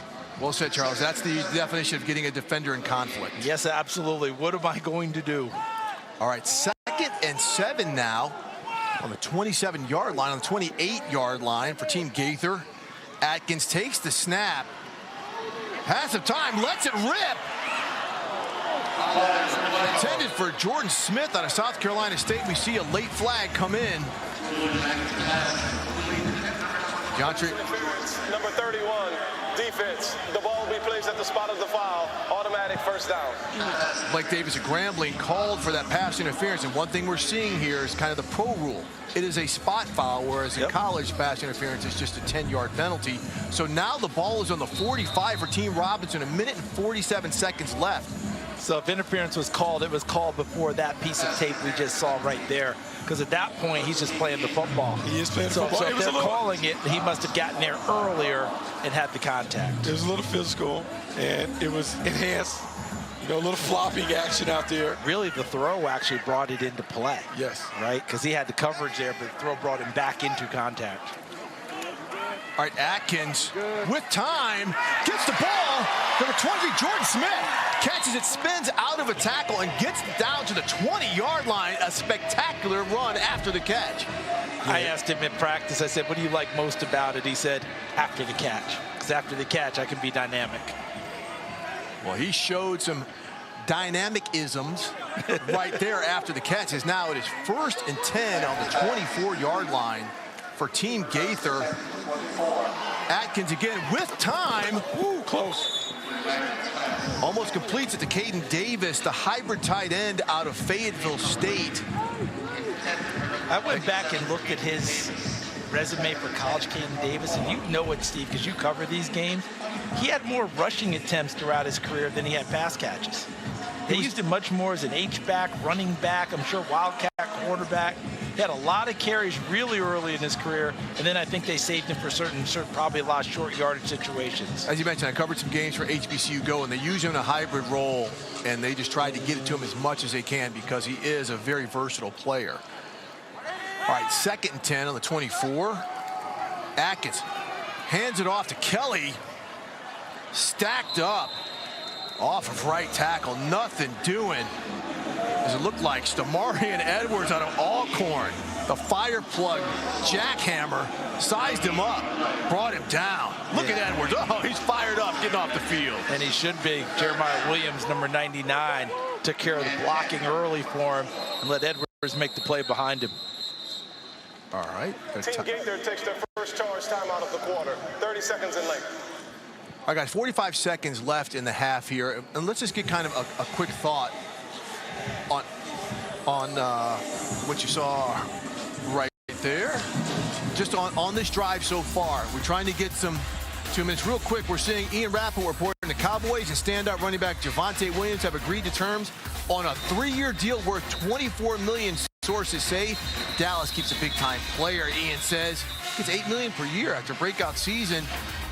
He did. Yeah, he Tar Heel. Well, I'm excited. Fellow Tar Heel finds a way to take advantage on a prove-it contract, puts up 1,200 yards, and we saw that offense in Dallas has a lot of explosive players. You got to be excited about that if you're Brian Schottenheimer. Remember, he had the big year in Denver, then he had the knee injury, and this is the 2nd year back after the knee injury, and we got the old Javonte Williams back. Oh, he's all the way back.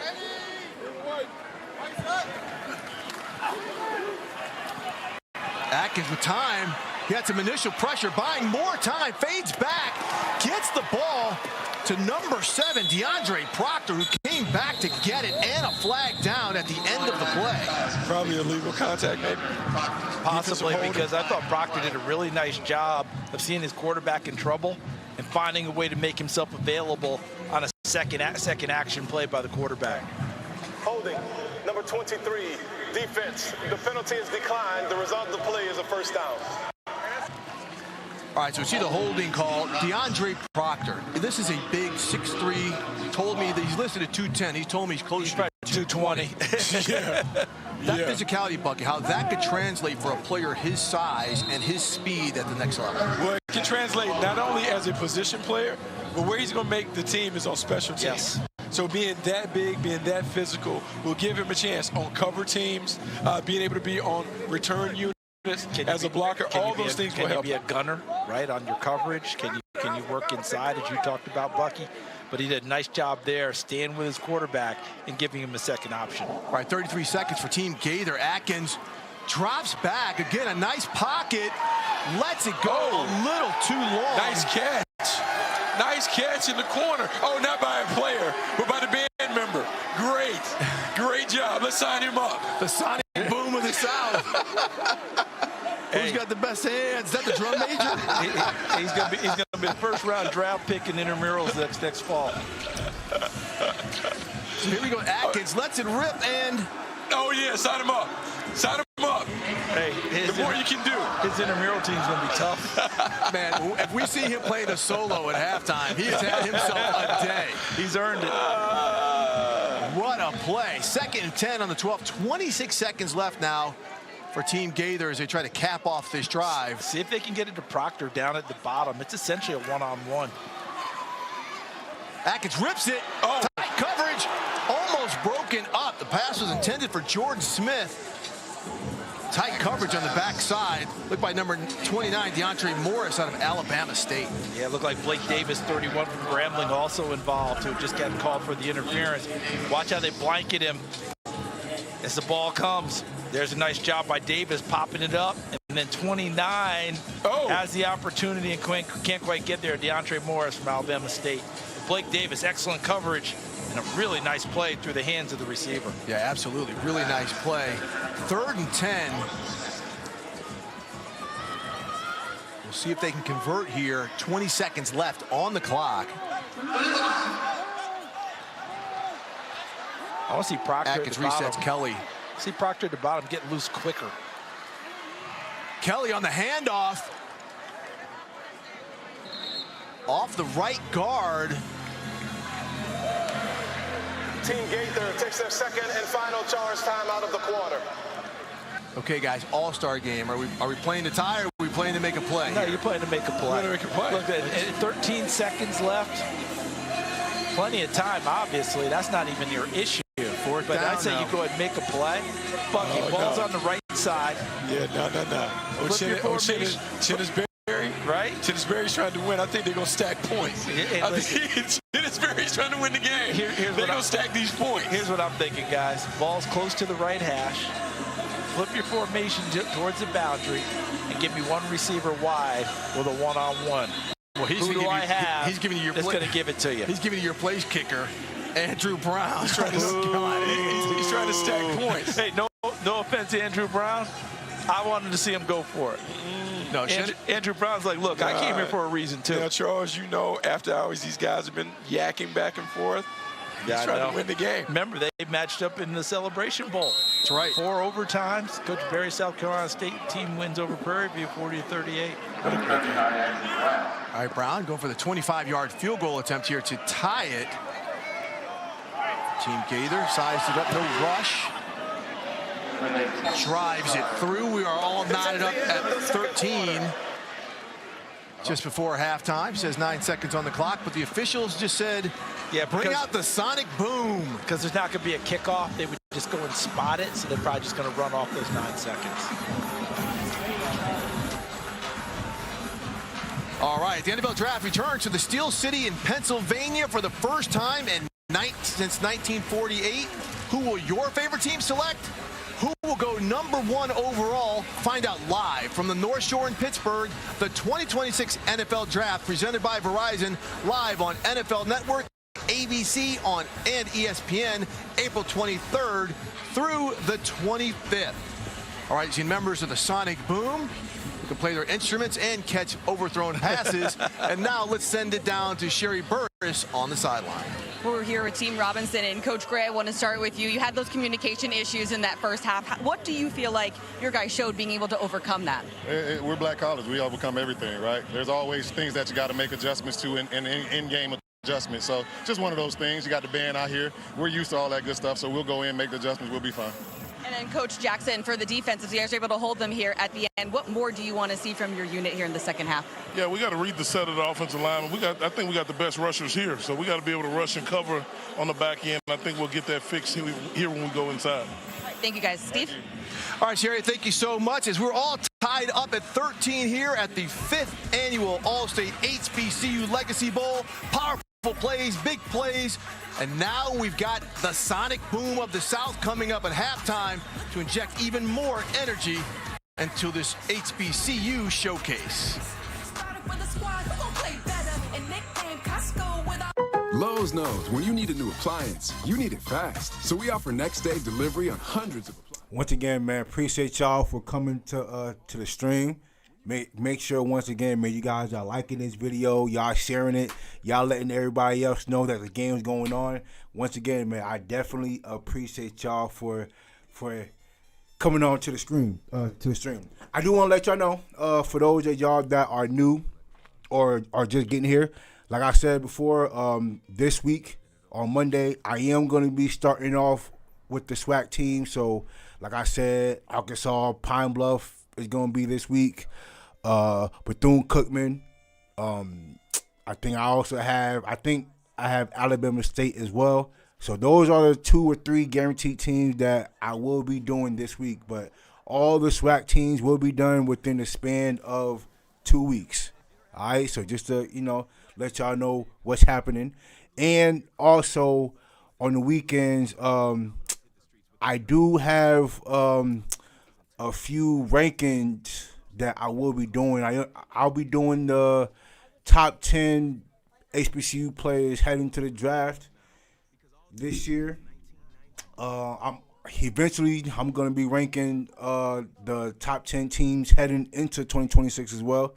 And, we'll talk about which coaches is on the hot seat, which teams is going to be who are we looking that's going to be the favorites to win East Conference, the SWAC and MEAC as well. And, just looking closely at all the other teams, not just Division I, but I'm also going to be doing the CIAA and the SIAC as well. So y'all just be on the lookout for those, man. But once again, I do appreciate everybody coming on to the stream, man. I appreciate y'all. Welcome back to the 5th annual All-State HBCU Legacy Bowl. Scored tied at 13, but Sonic Boom, not yet are they bringing the boom, but woohoo! Look at the hands on that catch. And it is my pleasure to present the first band to make its second appearance at the Legacy Bowl, the Jackson State University Sonic Boom, the South.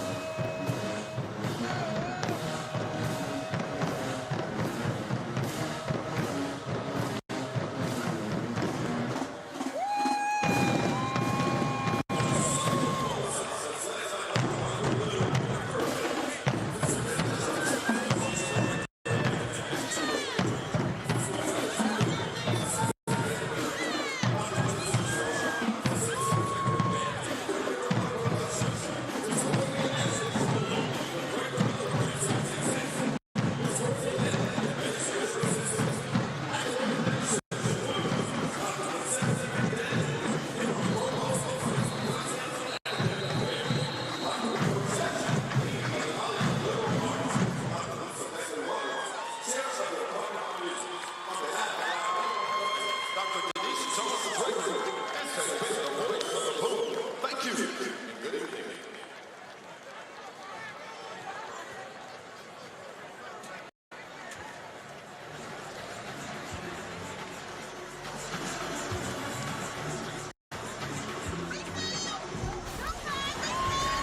And what an awesome performance there by the Jackson State University Sonic Boom of the South. And this is the play that got us going. Tight end Trey Abner getting Team Robinson on the board. Coming up next, we're introducing the Black College Football Hall of Fame class of 2026.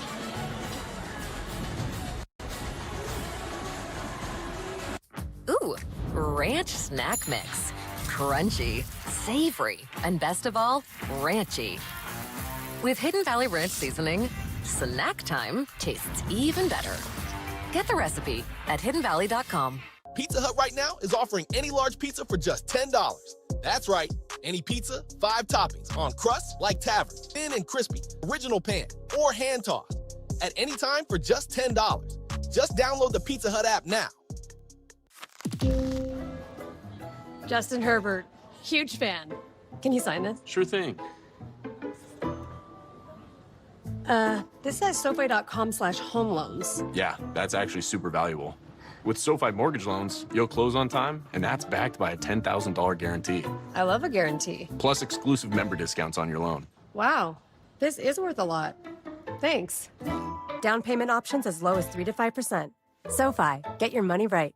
How deep do you think it is? Mark, Keith, what you doing? We think it's a drainage issue. No, I know what they're working on. What are you guys doing? Young homeowners turning into their parents. Love a job site. Yep, reinforced concrete. Here we go. It's an incredible thing. Hey, fellas, I saw some work getting done at the middle school. Is this related? I don't know. Just had a question about the wiring inside there. Let's go. Progressive can't save you from becoming your parents, but we can save you money when you bundle home and auto with us. We'll be back, fellas.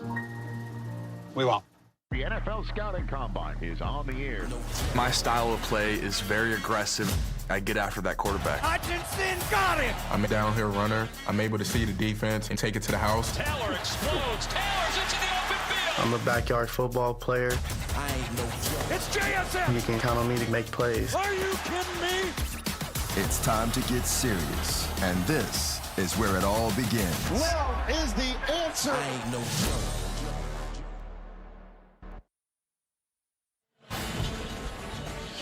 Welcome back, and Team Gaither getting on the board. That is Shaquan Kelly finding the end zone. We are tied at 13 at the break, but let's get to PA announcer Doug Moreau for some special recognitions.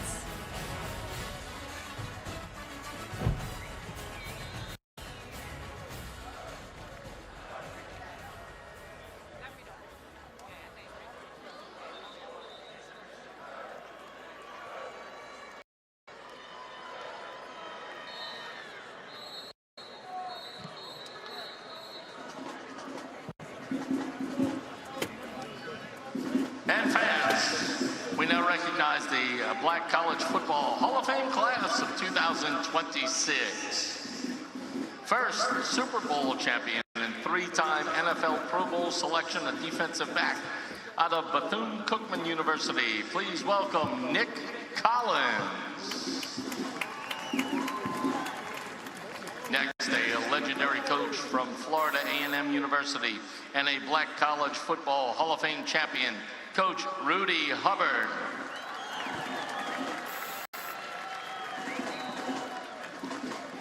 A 1995 first-round draft pick with 2 Super Bowl rings, cornerback from Fort Valley State, ladies and gentlemen, Tyrone Poole.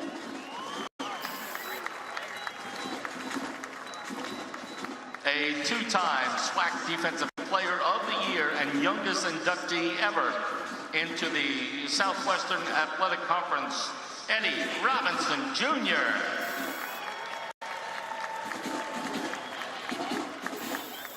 A 5-time NFL Pro Bowl selection and the Jacksonville Jaguars all-time leading receiver from Jackson State University, ladies and gentlemen, Jimmy Smith.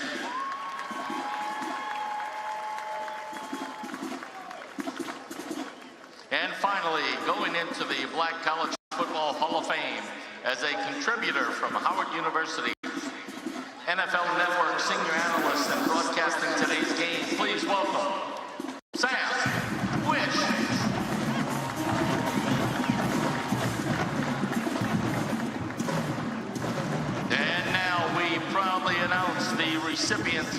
of the Deacon Jones Trophy, our 2025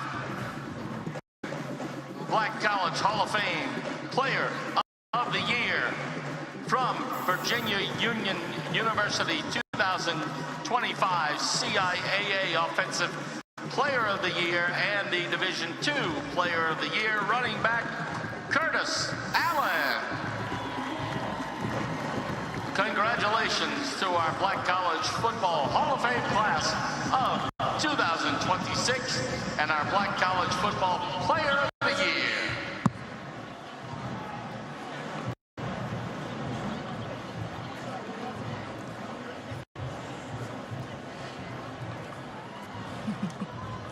And what a great moment there that was. The 2025 Deacon Jones Award winner Curtis Allen started his 2025 season at the Black College Football Hall of Fame Classic. He rushed for 185 yards and 2 touchdowns in a Virginia Union win over Miles College. So who will be playing in this year's clash at the Classic? Here is the Chief Relations Officer, Adrian Allison, from the Pro Football Hall of Fame.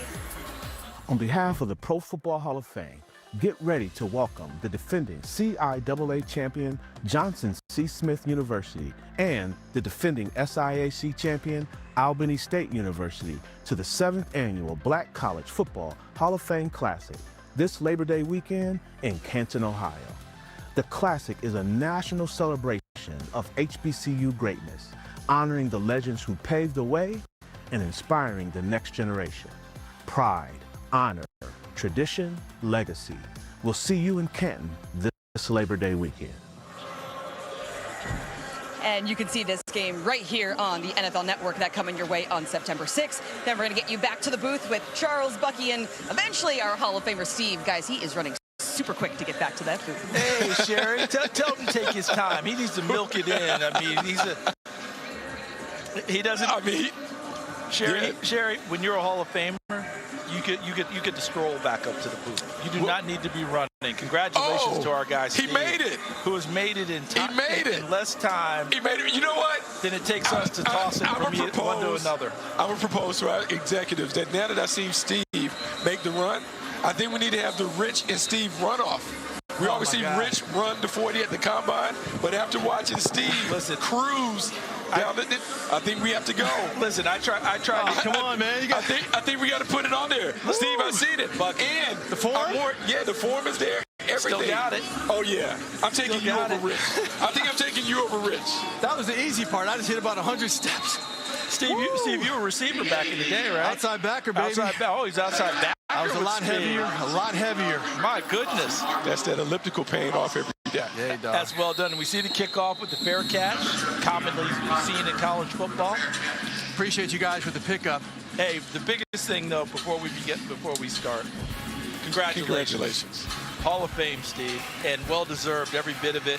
You're up there with Jimmy Smith, Eddie Robinson Jr., Nick Collins, Tyrone Poole, head coach Rudy Hubbard. You deserve to be right there with those Giants because you're a Giant yourself. Congratulations, Steve Walsh. Look, you guys know how much you guys have helped me do this. Our whole crew, Todd Mossberg, Alan Flowers, our people back at NFL Network.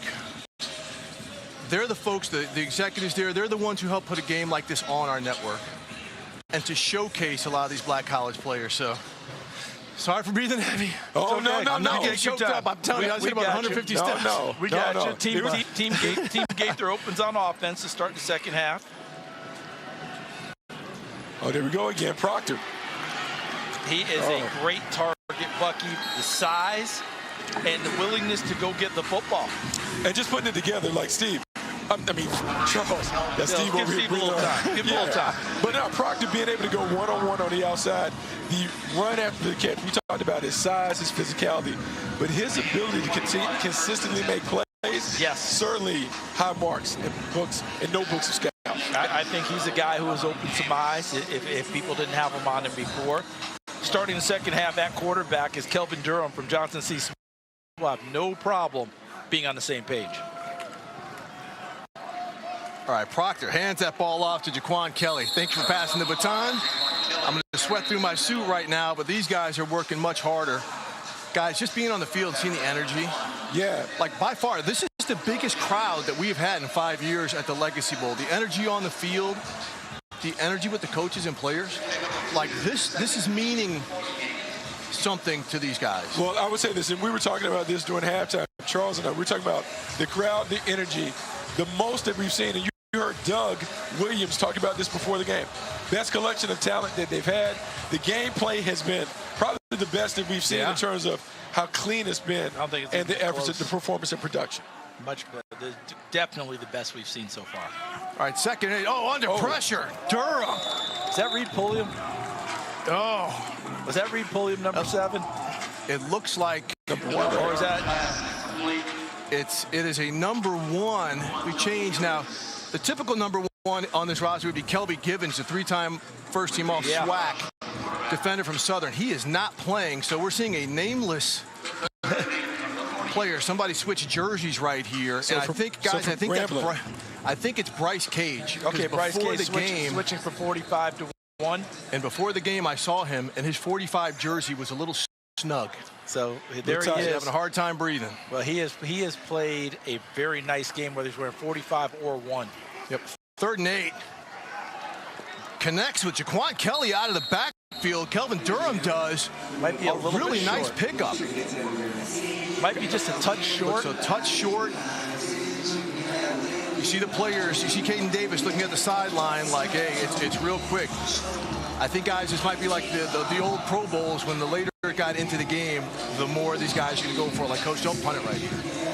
No, we're not punting football. We're trying to win now. Okay, you see a 2 tight end look, a balanced tight end look. We haven't seen that much today, so Durham gets set to take the snap out of the pistol. It's everywhere.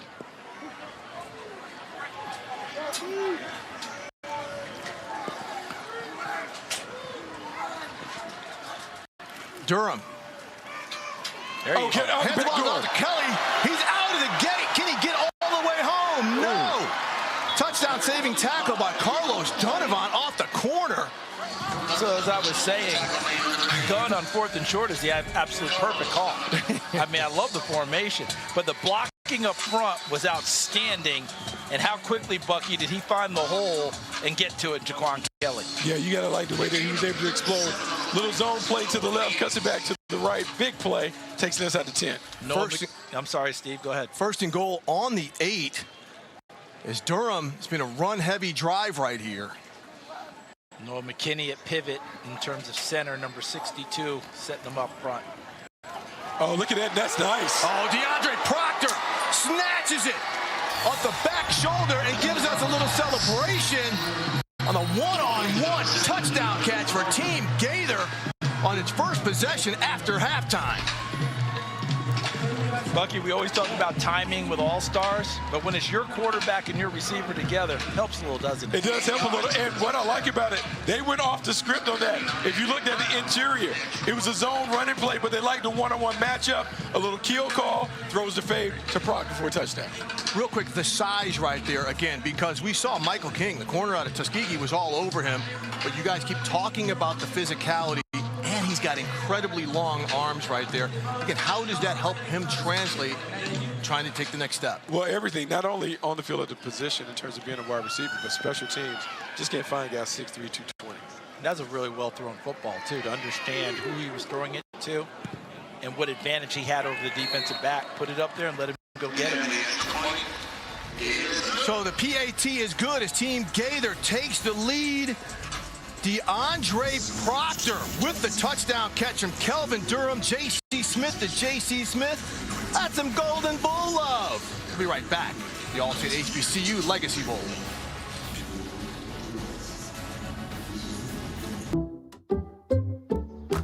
I checked Allstate first and saved hundreds on my car insurance. Unfortunately, I did not check my outfit before meeting my girlfriend's family. Checking Allstate first was an excellent plan. Not checking which team my girlfriend rooted for? Yeah, not great. So check Allstate first, and you can save hundreds. Ex-girlfriend. Marco's specialty pizzas take pizza night to a whole new level. Like our deluxe with bold pepperoni, Italian sausage, mushrooms, and fresh cut green peppers and onions. Perfectly balanced flavors so every bite is something special. Level up your pizza night with $3 off all our specialty pizzas at Marco's. Imagine if Fresh Sheet Day could become Fresh Sheet Week. With Downy April Fresh, you can climb into more freshness, night after night for up to 7 days. Downy breathes life into your laundry. Are you a fiduciary? Well, sure. What about you? Yes. At Fisher Investments, we take the fiduciary duty to a whole new level, doing right by our clients in all aspects of our business. Do you make commissions selling products? Well, yes. And Fisher? We don't sell any commission-based products because as a fiduciary, we believe that's a conflict of interest. And how do your fees work? Let me explain.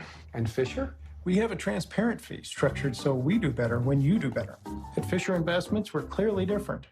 I would tell my coach, my father, that I love him, and I tell him thank you. I got to see so many great examples of him just showing up for others. The one thing that he told me is that he never bet against me. And that was the little ounce of belief that I needed to get to where I am today. Here at Yeoman Stadium at Tulane University, we're starting the second half of the All-State HBCU Legacy Bowl. But before the players took the field, Tremaine Jackson, the head coach of Team Robinson, had some words for his team. This might be your last 30 minutes. Might be your last 30 minutes, bro. Go get it. It shouldn't be 13-13 when we get back in here. We should be on the winning side. We good on that? Yes, sir. Team Rob on 3. 1, 2, 3. Team Rob! Heat check, heat check, heat check, heat check. What it is? Onside. What it is? Onside. What it is? Onside. Onside.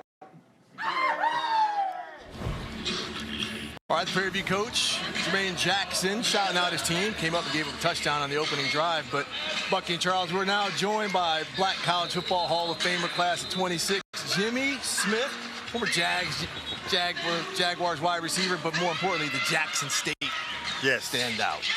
How much does that mean to you to have your name called and your university attached to that in a moment like this? I mean, it gives me chills. You can see every time I hear that. I'm overwhelmed and extremely grateful, and for the acknowledgement of making the Black College Hall of Fame. From the likes of Doug Williams and Shaq Harris and Mel Blount. I idolized these guys growing up, and now I'm here with them. Unbelievable. So then, Jimmy, you walk this path that these guys are hoping to walk, coming from HBCU, going to the National Football League. Yes. Talk about some of the challenges that they may face as they make the adjustment. Well, they're going to face challenges in scheduling, and last but not least, but the playbook. And that was some of my challenges when I got drafted by the Dallas Cowboys, understanding the playbook. So I tell a lot of these guys, get your stances down, come off the ball, keep your shoulders square, and study your playbook. Nice little inside run there by a Jackson State alum, right? Isn't that Denario Davenport? That is Denario Davenport. He's a really good player. You saw him at Jackson State this year, too, as part of that dynamic tandem they had with Ahmad Miller. Exactly. I'm looking forward to the new quarterback that we have at Jackson State. I'm just extremely excited to see what he's going to do this year. Jimmy, when you were a second-round draft pick. Yes. Right.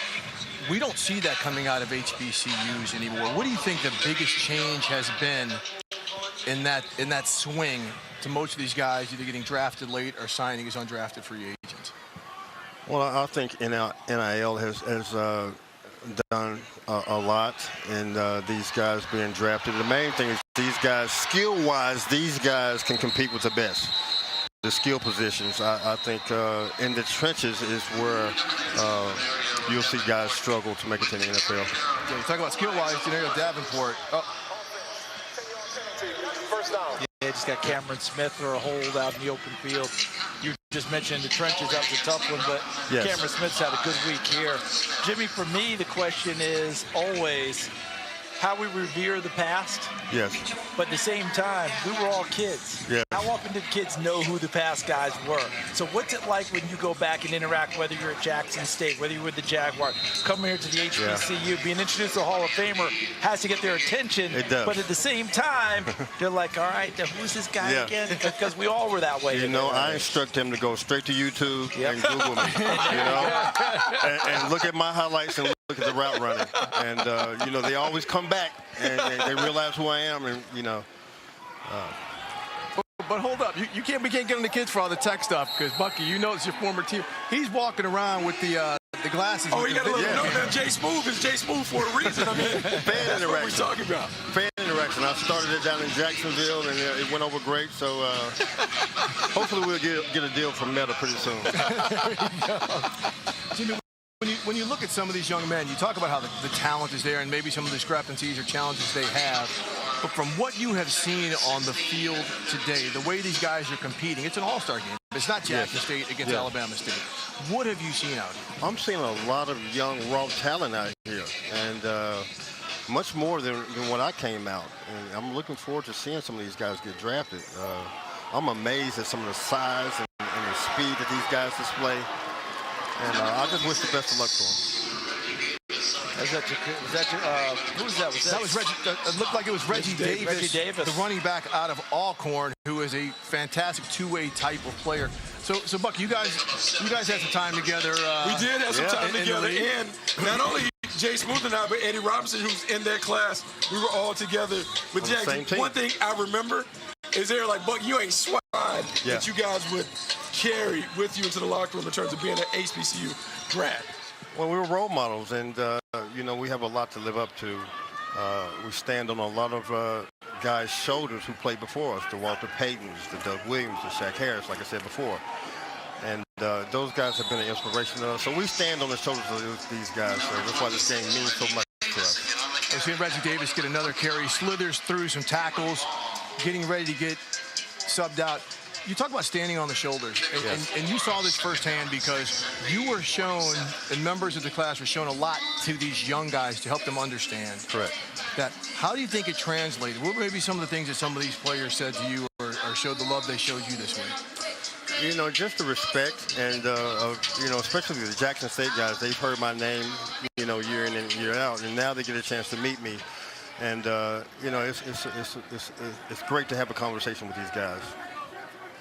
All right, as we are now seeing Team Robinson, 2nd 6 on the 47, try to tie this game up. Noah Bodden is under center. Lets it rip. Armand Harris out of Clark, Atlanta. Ball was a little bit behind him, couldn't get spun around back enough to catch it. As now we move to 3rd down here, big 3rd down for Team Robinson. On a 3rd down like this, Jimmy, when you go back to the huddle, what are you telling your quarterback? Throw me the ball. Throw me the blank ball. What was your go-to route? What was the route you loved to run? I can tell you what it is. It's going to be 3-by-1. Jimmy's going to be on the backside. He's going to look at Mark Brunell, and he's going to look at the alignment of the cornerback, and they're going to make a decision off that. Gerard Sims with a tough run over the left side. Guys, we've seen Sims out of Florida Memorial with some tough runs. Of course, he had a touchdown here earlier. But again, some good blocking. Nice job leading up there. Was that Traviante Abner, number 13, the tight end. He became a lead blocker. We've seen him make some nice catches this game. Watch number 13 in black. Lead up into the hole. Sims reading off of that. Cuts out to the perimeter. Another nice block out on the edge by Armand Harris, number 3, the wide receiver. Jim, you blocked a few people along the way as a receiver. I know you caught a ton of passes, but you had to block a little bit because you guys ran the heck out of football in Jacksonville. You know, we had a guy named Fred Taylor. We had a guy named Natron Ming. We had a guy named Maurice Jones-Drew. So you never knew when these guys were going to break in the secondary, so you didn't want to be the guy to not make the block. Not make that block. Oh, he's out of here. Intercepted. It looks like number 16, Aaron Harris out of North Carolina. A&T stretches it out for the touchdown. Oh, he went out of bounds. Right before he got to the goal line. Calling him out, but did the ball get across? They're calling him out. What a play by Harris. Interception. The runner on the return was out of bounds at the 1-yard line. First down, Team Gaither. He had this play dialed in before the snap was taken. He did. He never retreated in his back pedal. He was breaking on the football. He became the receiver instead of defensive back. So, Jimmy, what do you see on this play? It's just like Charles said. Once a defensive back, changes and becomes a receiver, there's something around that guy. Oh, we got to go to pylon cam on that. Aaron Harris would love to have replay right now. See if the ball is over. Wow. It looks like his side That was may crazy. have hit the paint, but the ball looked like it may have crossed the line. Oh. Now, it depends on where exactly they called him out, because they called him out on that left foot before the dive as the bowling pins. He didn't have to convert the 7-10 split there. He just got a strike. What a great play. And I know we do not have replay for this game, but I think I might have given him a touchdown on that one. I'm a chastise for not being able to finish. If you don't take it all the way back and get stopped at the 1, what are we doing? By yourself. He just run. Well, he hesitated about the 20, 22-yard line. Well, Jimmy, that monkey got on his back. That monkey got on He was his back. looking and hoping. Carrying that piano around. Kelvin Durham lines up in the shotgun. Jaquan Kelly takes the handoff. He gets stacked up in the backfield. Tony Roundtree out of Savannah State was in on the tackle, as was Darian Bell out of Savannah State. First team all SIAC linebacker. They made a nice play, but I think the bigger play was made by the offensive lineman getting stopped in the hole and the running back running right into his back. Yep. So now you're seeing both sides, the quarterback, as you're seeing Durham having to run to the sideline to get the communication. Remember, the first half and I guess the rest of the game, the helmet-to-helmet communication didn't work for Team Robinson. Well, the rule standard, right? If one side's communication is out, the other side has to put theirs down as well. Handoff to 25, Jaquan Kelly, easy. He gets the fantasy points after the interception by Aaron Harris gets him down to the 1. I mean, that's right in the middle. That looked like Noah McKinney, 3. Look at them. All of them matched up with a defender, and that hole was gaping. Jaquan Kelly out of Winston-Salem State. These running backs for Team Gaither are having themselves a game so far, and Kelly, that was just a strong drive by him. He's had a few. And now Andrew Brown out of North Carolina A&T sets up for the PAT. Now, he told me in practice this week that he's gotten a late invite to the scouting combine for the kicking session. How about that? So congratulations to him against Indianapolis for his opportunity to show his wares. And he converts. Go up 27-13. Jimmy, my new class member, teammate forever. I appreciate you for coming up and joining us. Congratulations to you again. Congratulations to you. And by the way, I got up here like a minute before you. You were faster than me. You didn't need any Jordans to begin with. Congratulations to you both. Well deserved. All right, Team Gaither on the board again. They go up 27-13 here in the 5th All-State HBCU Legacy Bowl. We'll be right back. When things heat up, you don't just want a cold one. You want the coldest one. The cold lagered, cold filtered, cold packaged one. Mountain Cold Refreshment. Coors Light. Choose chill. What if 1999 got you your choice of 2 pizzas, Parmesan bread bites, and cinnamon bread bites? Wait, it does? Oh yeah, it's the perfect combo. Just $19.99 for it all. Only from Dom. Minos. Wake up! It's time to talk football. What a throw! What a catch! The beast has been released! I'm never coming down from this experience. You've been dreaming of this moment your whole life. It's all happening right here on Good Morning Football.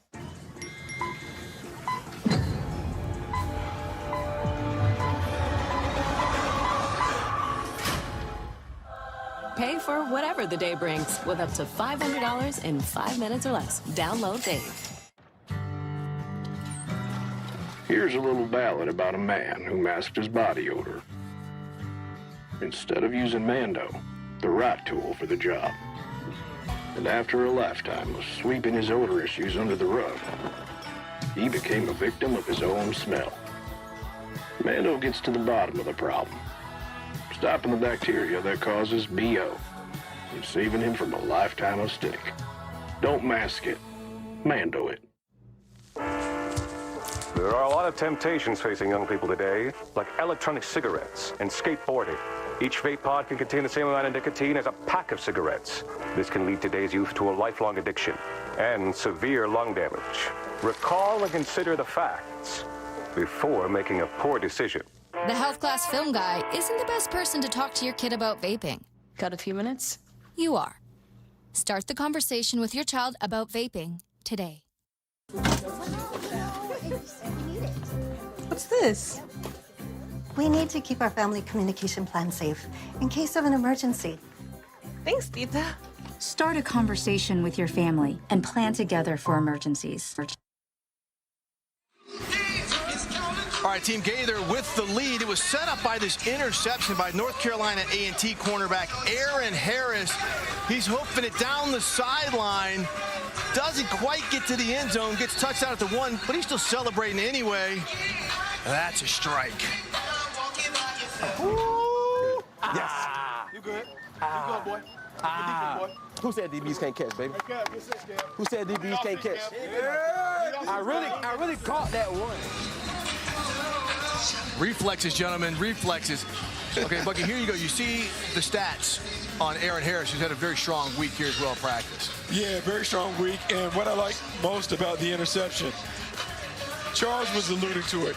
We call it key to 3. He's sitting off in coverage, his eyes on the quarterback. He sees the quarterback stop to pull up, immediately jumps the route, keeps his eyes on the throw, makes the pick. Should have been a pick 6. Take it all the way through. Key to 3. What's the key to 3? What's the 3? So what we're doing is we're keying the 3-step, but because it's in the gun, we're keying a catch, rock, and throw. Yep. The quarterback doesn't back up. You don't move. Sit.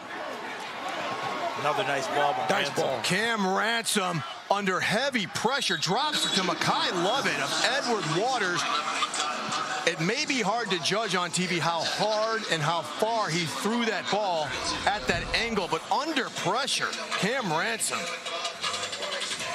He's got plenty of arm, guys. A lot of arm. Give him credit, man, in terms of best touch putting it together in the game. Practice week was up and down, but he's been terrific today in game day. He's been terrific, and not just at those hard driving throws we knew that were in his arsenal, but he's been able to feather a few of them in perfectly today, just as he did with the last one. So 1st and 10 on the 48. Guys, he's under center, something we have not seen thus far this game. Look at it, mastering it in a week, because we see this at every All-Star game, don't we, Bucky and Steve? Yeah. First day, the quarterback's like, which hand is my top, which is my top? Yeah. They haven't done that. You go to a Pop Warner game now, you won't see a quarterback under center. Now, what's interesting, Steve, you had a conversation with Tremaine Jackson after one of the early practice days about under center, the challenges. And he talked about, we got to get our guys ready to make the jump to the next level by making sure they have the ability to do all the things that NFL quarterbacks are expected to do. And he handed it off to Denario Davenport, but you guys explain why it is important and some of the things you do under center that you're not necessarily allowed to do, or it's difficult to do in the pistol or shotgun formation. Well, the thing that is advantageous about going under center is not only the run action, but the play action is more effective because you turn your back to the quarterback, the defense loses sight of the ball. But for a quarterback, it's scary because it's a blind look. You're blindly facing the defense, and then you have to get your eyes back to the right spot when you throw. Denario Davenport out of Jackson State. Look at him celebrating. Up here in the press box, we could hear how physical of a blow he delivered in finishing this run. And this is what he does really well at his size. Drops his shoulder and finishes through the defender trying to bring him down. And that looked like inside linebacker Chris Calhoun, an 8th-year player who got there and took the brunt of that blow. 1st and 10 on the 37-yard line now for Team Robinson as they try to counter the touchdown just scored by Team Gaither following the interception. Trying to get the formation correct from the sideline, yelling at them about who has to flip to what side, and finally they're getting, looks like John McCall to the top side. Also Mekhi Lovett, number 11.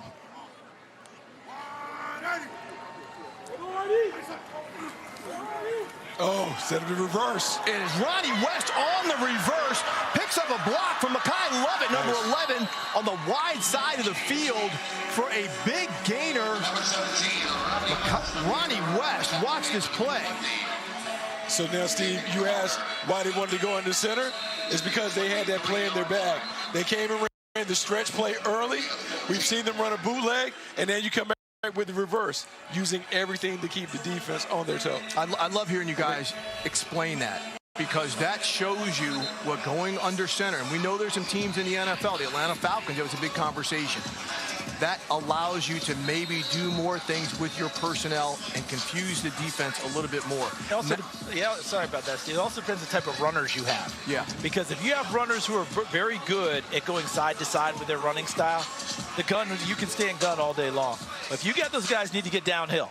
Those guys need to get straight ahead and go at the line of scrimmage. You've got to be able to run from under center. Right, 1st and 10 on the 23, play nice action.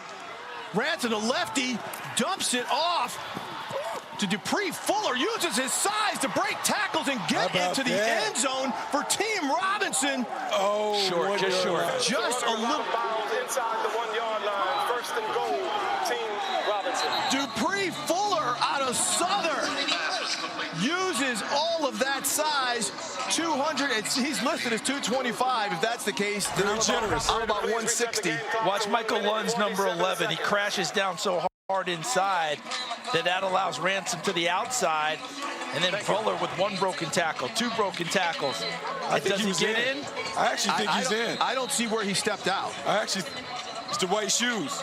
Right there. It's the white shoes. That left foot may have hurt him. He kicked the pylon. But watch the left foot. Watch the left foot and see if the white touches white. It would be the next step following One more step. this. Watch the left this foot. One right here. Right there. That's that a is good call. Close. Isaiah Likely on line 1. As it's 1st and goal now for Team Robinson. Cam Ransom back under center. Reggie Davis in the backfield. Off the left side, Michael Lund's the first defender to get there as he's stacked up. Strong effort on the defensive front right there by Team Gaither. Steve, I just got a text, Baltimore fan saying still too soon. that was 2024. Still too soon. Okay, again, we're under the 2-minute rules right now, so that's why you're seeing Team Robinson just kind of take its time to set up and get things going. They have their big offensive line in. Let's see. Looks like Meeks, number 52's in the ballgame. So I think this is their second unit that's come out and playing. See 77, Tramel Brown. They're kind of going with the double tight as well. Gerard Sims in the backfield, opposite Ransom, throws the line. Oh, no! In the end zone. Intercepted. Oh, no. By Vassell, Jelani Vassell, the first team All-MEAC corner. Picks it off. Bucky, what's rule number 1 about throwing a fade ball? Oh, you got to put it out there. Don't leave it short. Can't leave it short. Oh, man, that's so bad. Such a great drive for them. That ball's got to be up in the air to give him a chance. Otherwise, you just made a receiver of Jelani Vassell, who comes down with a huge pick. Team Gaither, 2-touchdown lead, and they deny Team Robinson after a strong drive. We'll be back with more action here, the All-State HBCU Legacy Bowl. I'm your overly competitive brother. Psych, and I'm about to steal this game from you, just like I stole Kelly Carter in high school, huh? Foul! And now you're ready to settle a score. Game over. And if you don't have the right home insurance coverage, well, you can end up paying for all this yourself. So get Allstate and be better protected from mayhem. Yeah, like me. Thanks, bro. Take a lap, rookie. Switch to Allstate and you could save hundreds. What are you waiting for? Make your move before I do. You gesture, the world responds.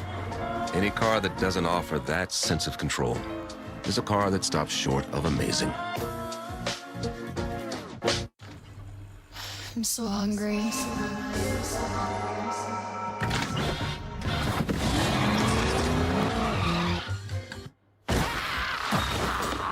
Auntie? Have you eaten yet?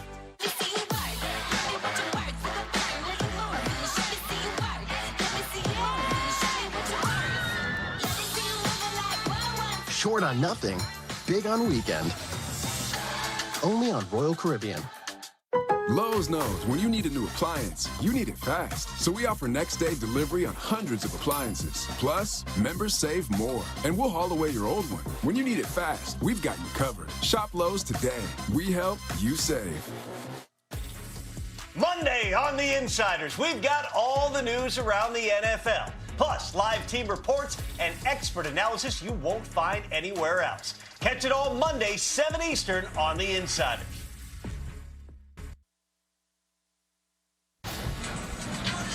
All right, look at number 62 on Team Robinson. You're looking at another Charles Davis, the offensive lineman out of Florida A&M. Well, RCD is a big part of our draft coverage in April, and that Davis there, he was a teammate of the most recent player from an HBCU to get drafted. Ravens tackle Carson Vincent was selected by the Ravens in the 5th round of last year's draft. And let's look at some of the players who've been drafted out of HBCUs since 2022. And it's an impressive list of some good players, but it's not many. Yeah, but look at what we have with Kobe Durant with a great run through the playoffs this year. Josh Williams has some Super Bowl rings in Kansas City as a key contributor in their secondary. Hopefully there'll be more guys coming along starting with this year.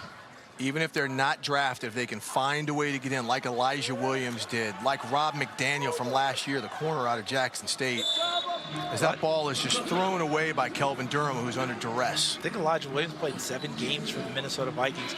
Actually did the Tennessee Titans preseason package. Their final preseason game was against Minnesota, and Elijah Williams earned his spot that night. I mean, if there was ever any question, he cemented everything that evening with how he played to make the team. So if you're wondering about if preseason counts, it does for guys that are in question. Absolutely. We're talking about opportunities and finding a way into the league. And once you get into the league, it's on you what you do with it. This showcase game will give some of those guys chances to earn their way into training camp. All right, 2nd 10 on the 25. Kelvin Durham, again, incomplete to Malik Hunter for Virginia State. 2nd one, he's kind of overshot there to the right sideline. And guys, talk about more you can do. When Team Robinson lines up on defense, look where number 6 is lined up, Quincy Ivory. Inside, outside, he's played inside. We talked about him coming into this game, being a stand-up linebacker, putting his hand in the dirt in this game, then moving all the way inside. Sub-package ball, nickel packages where you put your best 4 pass rushes on the field. Maybe he can show the versatility to be able to go inside and rush against guards. For more on Quincy Ivory, let's send it down to the sideline to Sherry Burris. Guys, Quincy Ivory made a unique transition from quarterback to defensive lineman. He even did it mid-season. He started his college football career as a quarterback, but he ended up winning the SWAC Defensive Player of the Year. And he told me he uses his IQ as quarterback on the defense, guys. All right, Sherry, thanks so much. We're seeing Blake Davis on a Grambling. Oh, he doesn't come up short. He gets the interception on the overthrown ball, and he finishes the drill with 27 seconds left to give Team Robinson some life after back-to-back interceptions of their own. Oh, he'll be at the family reunion this summer. Absolutely. He'll be the way to put the ball in the paint. We talk about defense turning to offense, making it happen. That is a great interception, but what I love about it is the interception return. When you're playing zone coverage, you're looking for interceptions on tips and overthrows, balls overthrown. Then we make the Oski call, defense turns the offense, block is in front. More importantly, find the paint. And then so doesn't it? I was told it was short for Oski Wow Wow, which meant circle the wagons, is what we were told. As we see, Jovicic from Mississippi Valley State hit the PAT to bring Team Robinson within a touchdown. Folks, we're going into the 4th quarter with a game. One thing on that drive that we saw, guys, Kelvin Durham, 3 overthrown passes. The last one paid for. I mean, and really there was no one in that spot, so sometimes you have a broken route, sometimes a misread. But Blake Davis said, I don't care what it was involved. I am the beneficiary, and I'm going to finish this off. He's played a nice game today. Yeah, absolutely. Blake Davis. We've seen a lot of good secondary play today. Again, we've seen some of the picks.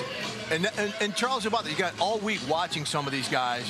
We've got some good physical receivers, but it seems like on both sides, the scouts and coaches were talking about how well some of these defensive backs play. I would agree with that totally, and watching what they were doing. And it wasn't just the coverage ability. You saw them have a nice understanding about where they're supposed to fit in the run game as well. Well, guys, as we know, it's Black History Month this month, and one of the greatest titans of Black history was civil rights activist Jesse Jackson. Born October 8th in 1941 in Greenville, South Carolina, Jackson passed away Tuesday in Chicago, peacefully at home, surrounded by family. He'd been living with a progressive and rare neurological condition similar to Parkinson's for more than a decade.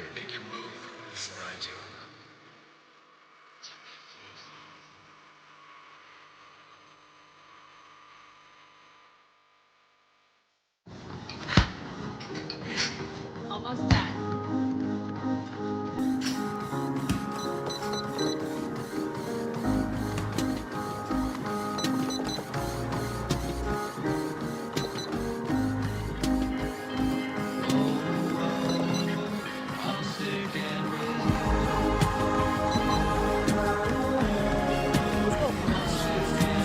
Come on, man. Let's get it.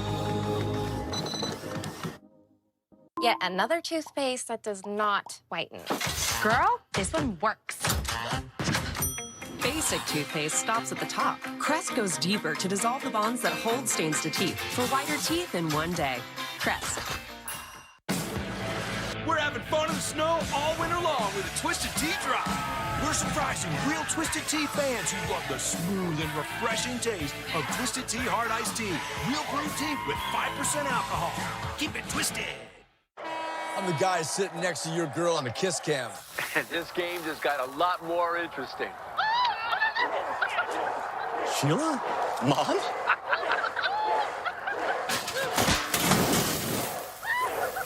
Fire! Fire! And if you don't have the right home coverage, you might have to kiss your savings goodbye. Let's go, beat it. Switch to Allstate and you can save hundreds. What are you waiting for? Make your move before I do. Old Trapper Beefs. Camp Cravings. There you go, buddy. Have fun. This is not going to be pretty. We're camping. What could possibly go wrong? No, no, no, no, no, no, no. Ooh. That did not go as planned. It never does. All right. Old Trapper. What's your beef? So do you have a favorite bobcat? Hey, Dad. Hey, that's my jerky. The NFL Scouting Combine is on the air. My style of play is very aggressive. I get after that quarterback. Hutchinson got him!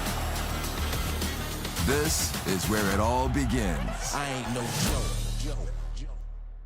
NFL Network celebrates Black history, honoring those that broke barriers. We're better as a nation because he fought back. And changed the game. We got to keep moving forward.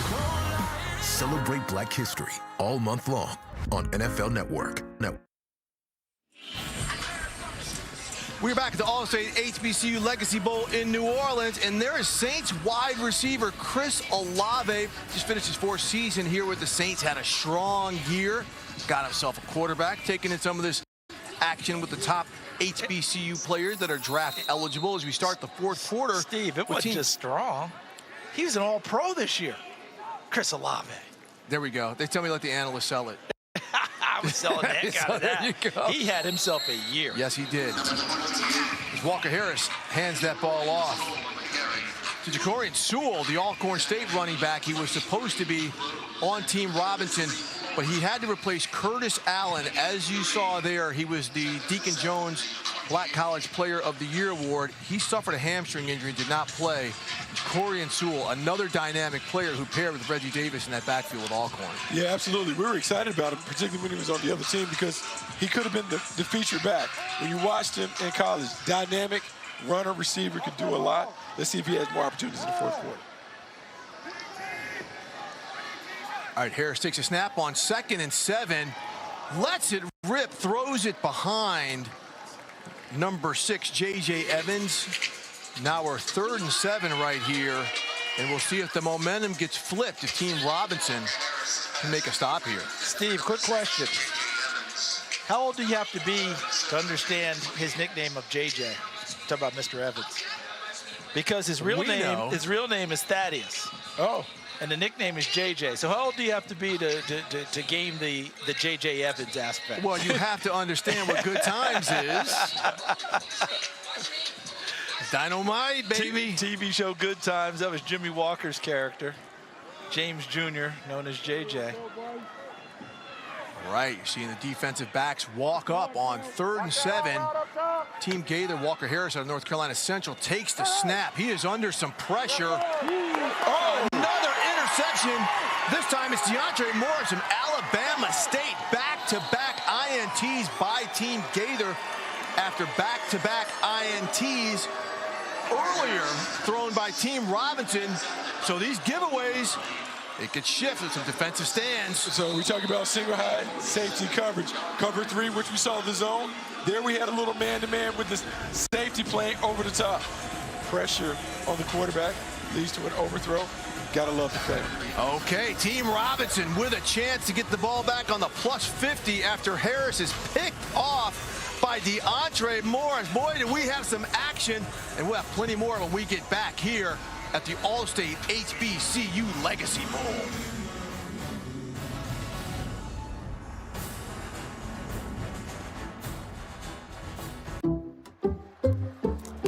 I checked Allstate first and saved hundreds on my car insurance. Unfortunately, I did not check who was behind me at the game. Dude, she just pointed at me. That's crazy. Checking Allstate first was the right move. I love you! I love you! Not checking who was sitting behind me was humbling. That's her mom. That's Mrs. Betts. Yeah, check Allstate first. You could save hundreds. Go Bruins. Go Bruins. What else did we think of the book? Oh, a great piece of literature. And I assure you all, I read every word of it. But guys, it's Sunday. And on Sunday, we should only be thinking about one thing. Football and Kings Hawaiian sliders. Ready? Break! Did you just... Means come on. Okay, all right. This beats the pants off a book club. I call it Slider Sunday. Are you Eli Manning? Are you gonna host the next Slider Sunday? Yes. I can't hear you. Yes! Yeah, I heard that one. Football and Kings Hawaiian. Nothing like it. I am an American soldier. I'm a warrior and a member of a team. I will never accept defeat. I am an American soldier. Being a business owner takes hard work and a whole lot of miles. We chose the Capital One Venture X business card. We earn unlimited double miles on every purchase. And with big purchasing power, we can spend more and earn more. What's in your wallet? Good luck finding a value meal that can feed your whole crew, unless it's Domino's Perfect Combo, because you get 2 pizzas and 2 sides, all for $19.99. Value, check. Meal, definitely. It's the perfect combo, only at Domino's. When I was about 5 years old, I met Coach Ham. This man, all he did was offer his time to the youth. He gave me a vision that I could believe in myself, and that I could do anything that I wanted to do. It just takes one person.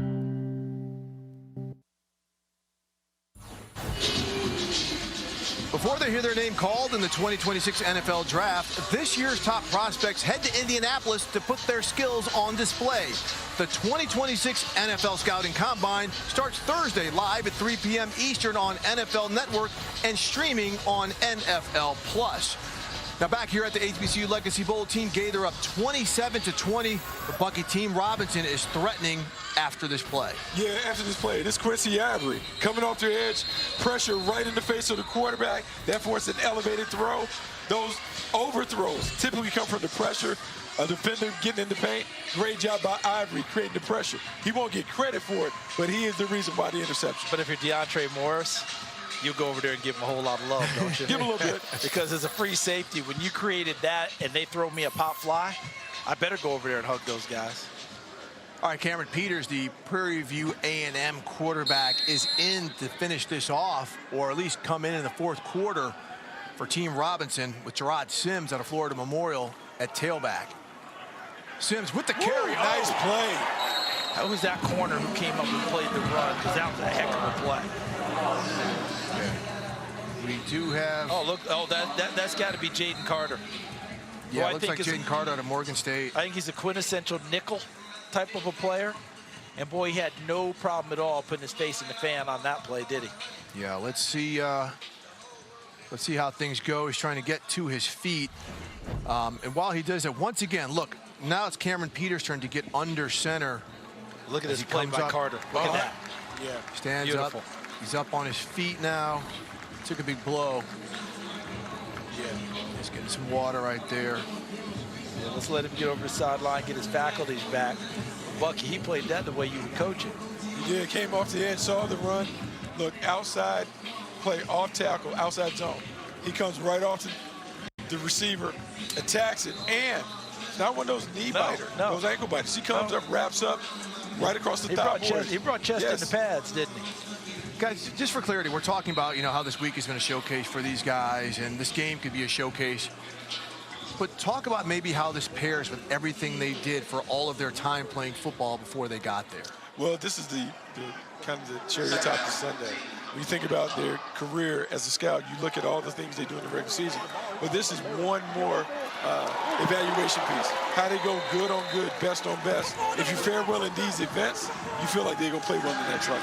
What a big-time throw by Cameron Peters to John McCall. Look at the pressure in Peters' face right here by Sean Robinson. It's a better catch, in my humble estimation, because that ball held them up a little bit.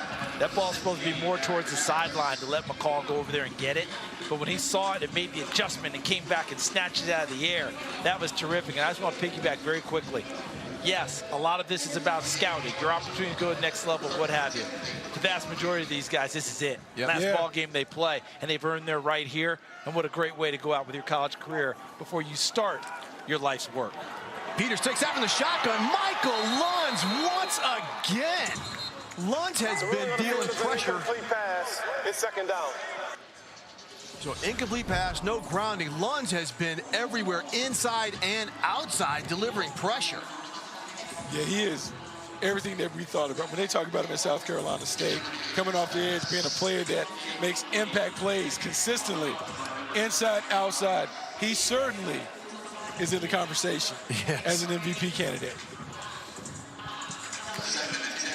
Yeah, you think Lunds is saying don't start engraving any trophies without considering me.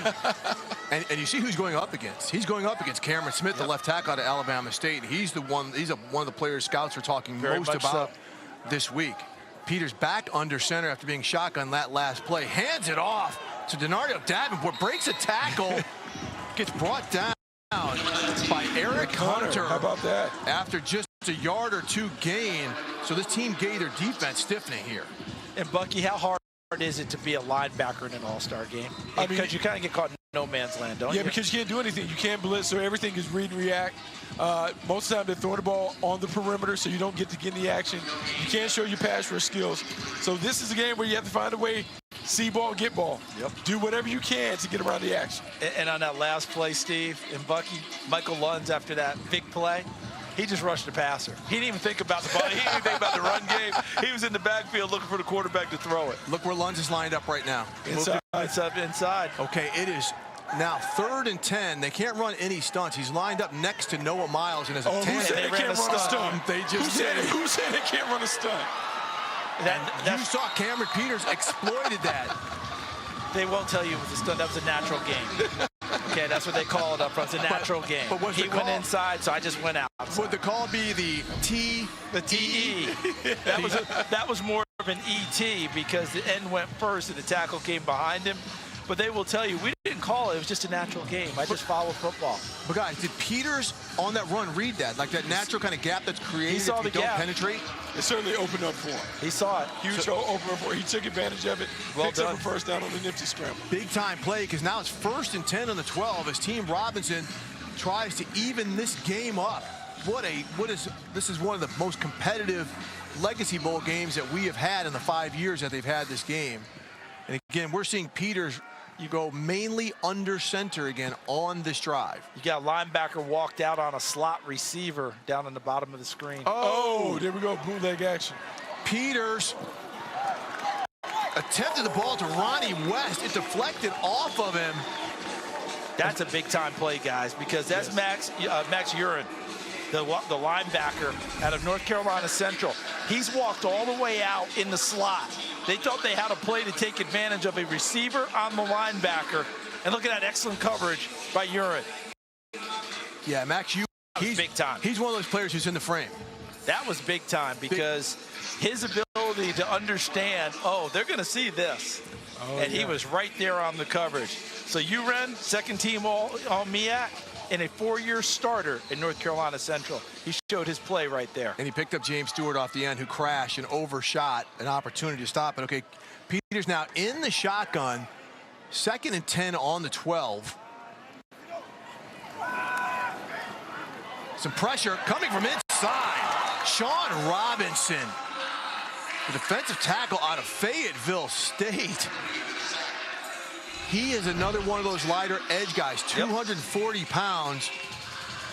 That's just effort, Bucky. It's all effort, and that's a big part of being an effective pass rusher. Can you outwork and outlast the block? And you saw that. Initially stopped, but kept working. Relentless effort results in a sack. When you're evaluating pass rushers, Bucky, it's not usually the first move that wins for them, is it? No, it's wearing them down. And when you look at college ball, you see the best pass rushers. Some of them have the talent, sure, but a lot of them have the tenacity and just the wherewithal to continue to go after that first move is stopped. All right, 3rd down and 17 on the 19 after the sack. Seeing Reggie Davis in the backfield. Got very good hands as a receiver, too. A little action up front. They didn't hear the whistle blow, so Sean Robinson was like, I'm coming. Well, everybody else stood there. They had a jump. Nothing was called. He got back, and then everything kind of got a little out of whack from there. As the jump was on the edge. On the field as the quarterback was in the grasp. It's 4th down. Oh. Yeah, they didn't call the penalty because everything just kind of got out of kilter after they saw the defensive lineman jump. Yeah, no longer on the field. So that's one thing. You got to play to the whistle. So now Jovicic out of Mississippi Valley State coming on the field to attempt about a 40-yarder. Can't we get him a better number? 55 for my kicker does not. It's just aesthetically unappealing. Kickers don't have a choice. Whatever's left in the bin. I know he wore 45 in Mississippi Valley State. That's better. Yeah, whatever's left in the bin. That's 55. He looked like he should have a neck roll and a full cage. You got that John Abraham 55 double nickel. Exactly. All right, Jovicic again from about 40 yards. Lefty puts it up, and it is good. He looks better. 27-23. So we've got 6 minutes and 42 seconds left in this thriller. The sun is setting over the Mississippi in New Orleans, but this game is far from going dark. We'll be right back. When things heat up, you don't just want a cold one. You want the coldest one. The cold lagered, cold filtered, cold packaged one. Mountain Cold Refreshment. Coors Light. Choose chill. Brace your taste buds. The new DQ Flamethrower Chicken Strip Basket comes with cool DQ soft serve as a dip for just $6.99. Add one of our new Tajin lemonades. It's the new Spicy menu, only for a limited time. I want to spend my life with a girl like you. All right, y'all. Hold on. First of all, appreciate y'all once again for hitting the like button. Make sure y'all keep hitting the like button. And yo, man, hold on. I'm trying to read through the comments. Whoa, what is happening in these comments, man? Y'all play nice, please. This is a friendly stream. This is a family stream. You know, shoot, we don't listen. We hold it down. Wow. Y'all play nice, please. But once again, man, make sure y'all hit the like button. Make sure y'all sharing, man. Listen, I ain't gonna lie to y'all. This is definitely probably the best game, the best Legacy Bowl that we've seen. I don't know if y'all agree, if y'all looked at the other ones that we saw, but this is most likely definitely the best one that we've seen so far. In the 5 years that it's been existed, best one we've seen.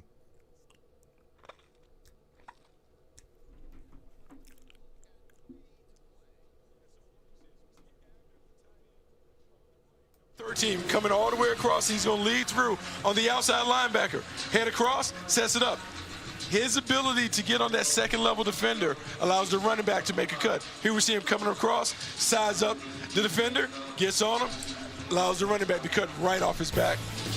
textbook fundamental. Yeah, nice right now. If you're wondering why the teams are named Team Gaither and Team Robinson, Jake Gaither, 25 years as the Florida A&M head coach, 56 seasons as Grambling State coach. He won 6 black college football national titles, 408 career wins. And this we're talking about Eddie Robinson.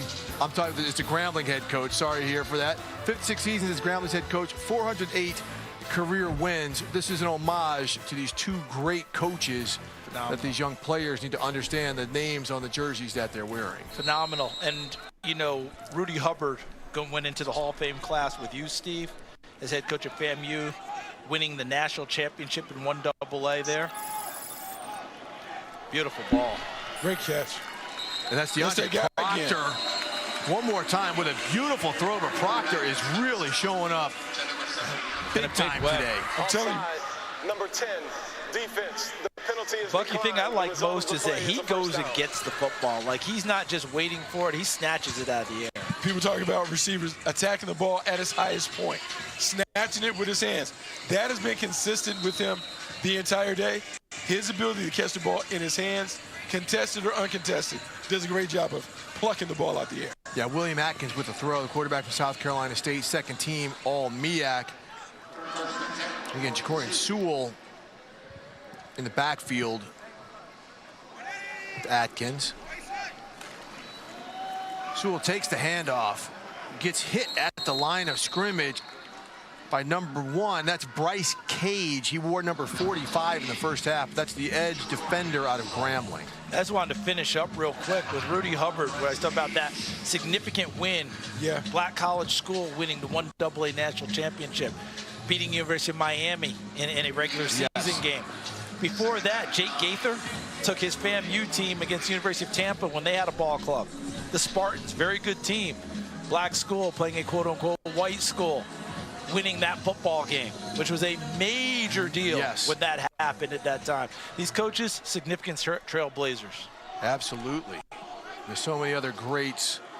When you think about Big Cat, John Merritt, some of the others. It's 2nd and 9 on the 43 for Team Gaither. Big John Merritt, I could smell the cigar smoke. Atkins hands it off to Sewell, tries to get outside, brought down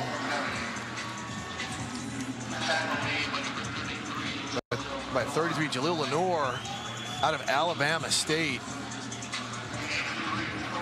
Yeah, Sewell can't hit it, but if he gets an opportunity to pop it, that's a guy who can go. Covered him at Alcorn State, and man, he's got electric. Him and Reggie Davis as a tandem. Got a little juice to him is what you were talking about. Got a little juice to him, absolutely. This is a big third down here for Team Robinson in terms of wanting to win this football game. Chance to rush the passer. They need to make a big play here, because Gaither is showing signs of, hey, we're going to try to lock this thing down, running the football. Oh, yeah, we'll milk this thing out. We'll run it out. Yeah, you see the clock running down, just under 4 minutes and 30 seconds left. Atkins takes the snap. He's got the pocket collapsing in his face. Incomplete, tries to get it to Jordan Smith, gets pushed out of bounds.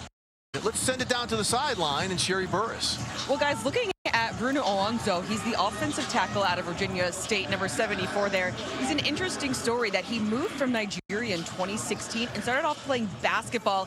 He didn't even watch football in high school, but he did play basketball and then walked on at the University of Maryland. You see those basketball skills there, but walked on at Maryland, and he is using his height and his, he can almost touch the crossbar, 10 feet tall. It's an incredible story of what he's been able to do in so many short years of playing football. Great story, Sherry. He followed Henry Frazier, who was at Maryland, down to Virginia State, who said, I can make you an offensive tackle. Just come roll with me, and that's what's worked so far. It's on the return. 81 is Leary. Trent Leary, Texas Southern. Made a lot of people miss. Yeah, so probably a 15-yard face mask. We'll push the ball close to the 40-yard line. How about him keeping himself alive? What about 3-4 missed tackles to keep himself alive, and then the face mask? If indeed that is the call, his team will benefit for 15 big ones to start this drive. Yeah, you see on the clock, 3:25 left. Let's get the call.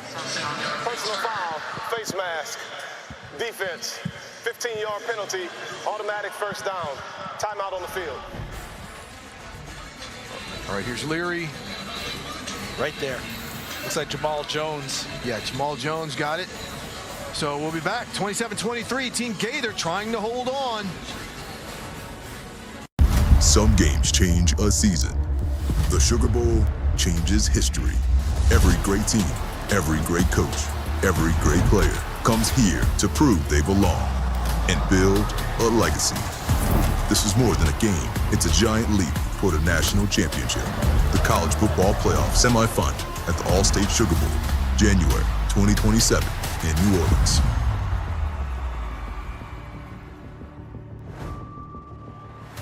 Wake up! It's time to talk football. What a throw! What a catch! The beast has been released. I'm never coming down from this experience. You've been dreaming of this moment your whole life. It's all happening right here on Good Morning Football.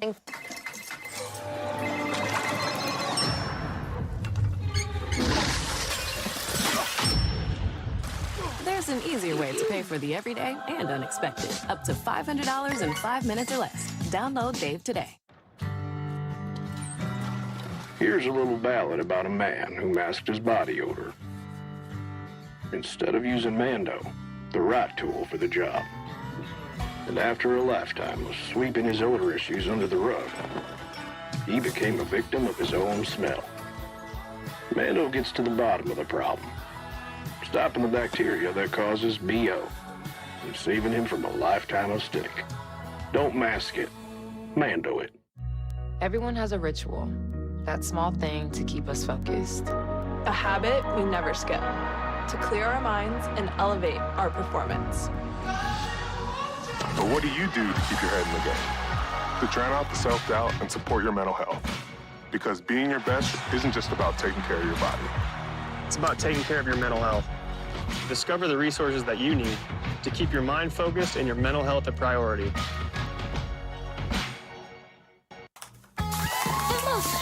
Todd's in the hospital. From vaping. Promise you won't vape, Emma. Not cool. Wacky sitcom teens aren't the best people to talk to your kid about vaping. Hey, we got a minute? You are. Talk to your child about vaping today. Back at the All-State Hbcu Legacy Bowl, Rams wideout Xavier Smith got some notice this past season with a nearly 17 yards per reception average. And the former Florida A&M receiver also had more than 550 return yards for LA. And you may remember that he was the offensive MVP in the 2023 game with 8 catches for 92 yards and a TD, and plenty of hurt feelings for Team Gaither in that team. Xavier Smith did his thing, and you're looking at the most valuable players from the previous games that we see right here. I'll tell you the one that hurts my heart is Davius Richard, quarterback, because he got hurt in this game. Yes. And it affected his career and opportunity going forward. And it always just broke my heart because I wanted to see him have his full opportunity to try and make it in the NFL. Now, the quarterback's coach at his alma mater, North Carolina Central. And he's been coaching Walker Harris, who replaced him once his career ended. Now Team Robinson on the field. Noah Bodden escapes the pressure, lets it rip. Oh, the ball is simply dropped by Trenton Leary as Bodden escaped the pressure and put the ball on Leary. He just couldn't hang on. Could not have been a better play by Bodden. Because, Bucky, was that not a quarterback drill that comes to life? Yeah, the scramble drill. Watch everybody. He goes up, he's moving to the right. All the receivers work to the right. If you're deep, you come back. He's there. That would have been an explosive play. So now 2nd 10 on the 36 as the clock is ticking down to the 3-minute mark. Bodden out in the shotgun. He's got Gerard Sims in the backfield with him. Letting the clock move down here.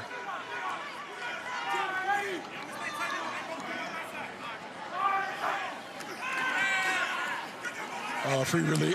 Oh, man. 2 big plays just went by the wayside for Team Robinson.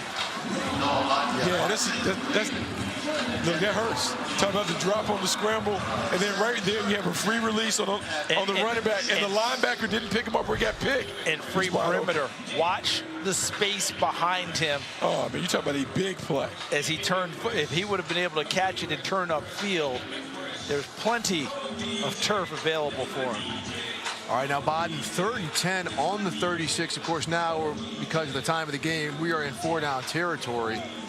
Team Robinson trying to move the sticks and get closer with an opportunity to win this ball game. As Bodden, the Edward Waters quarterback, set up in shotgun. This is the 2-minute warning. So the 2-minute warning. We're going to take a quick break, and we'll be back as Team Robinson tries to rally. Oh, the sonic boom. They put it down. Can Team Robinson do that to come back and beat Team Gaither here at the All-State HBCU Legacy Bowl?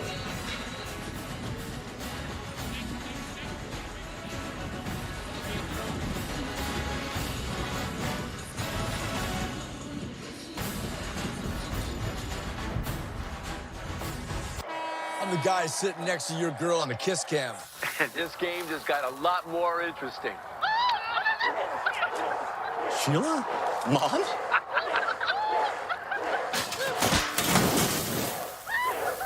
Fire!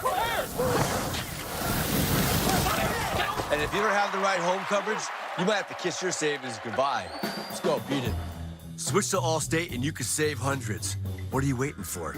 Make your move before I do, right? If you want the real deal, you should switch to Tide. Really? Stuff over there, it's so watered down. Tide cleans the stuff that others miss. Clothes look cleaner, not dingy. They smell great, too. Excuse me. Can we help you? I'll take Tide. It's got to be Tide. Boosted. ACE's YardRx program prescribes the best lawn care, specific to your yard's needs, delivered every season. Because when you want greener grass, less weeds, and fewer bugs, you can get a personalized prescription delivered free from the helpful folks at ACE.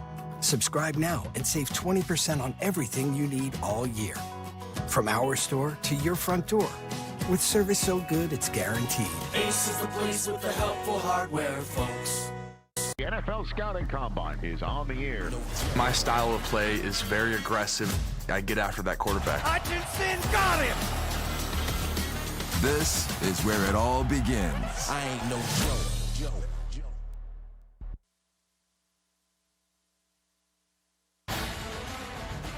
Thank you for watching the 2026 All-State HBCU Legacy Bowl. All-State, you're in good hands.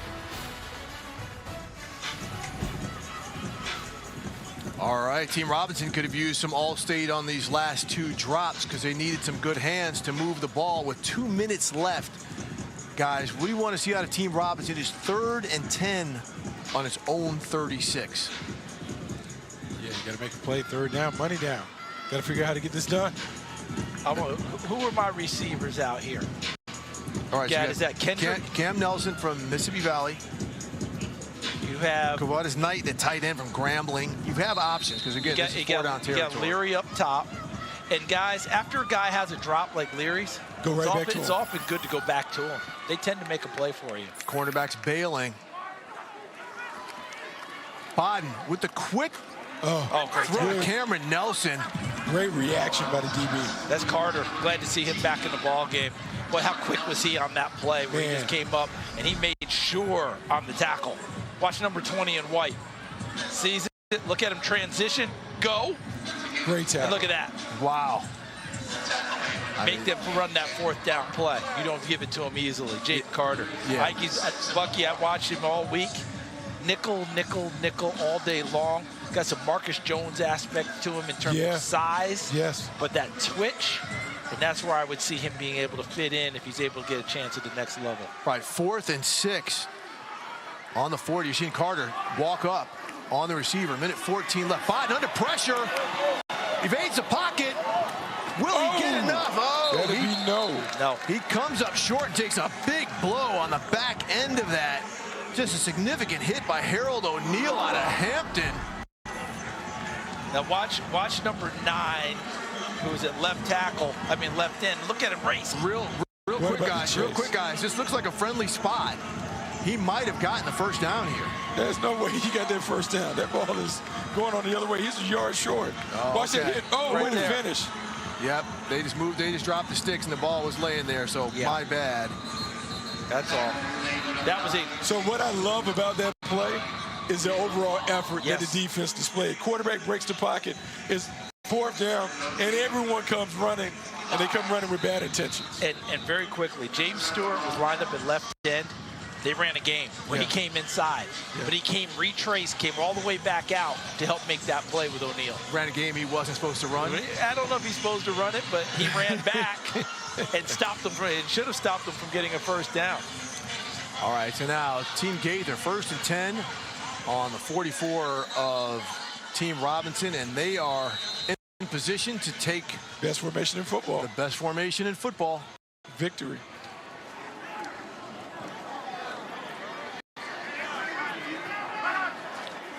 Atkins takes the knee. Team Robinson takes their first charge timeout of the quarter. 30 seconds in. Robert Duvall. Smells like victory. Smells like victory. Hey, real quick, the arc in Metairie, Louisiana, featuring 8 teams from 6 HBCU schools. There's a women's and co-ed division with more than 125 athletes in action.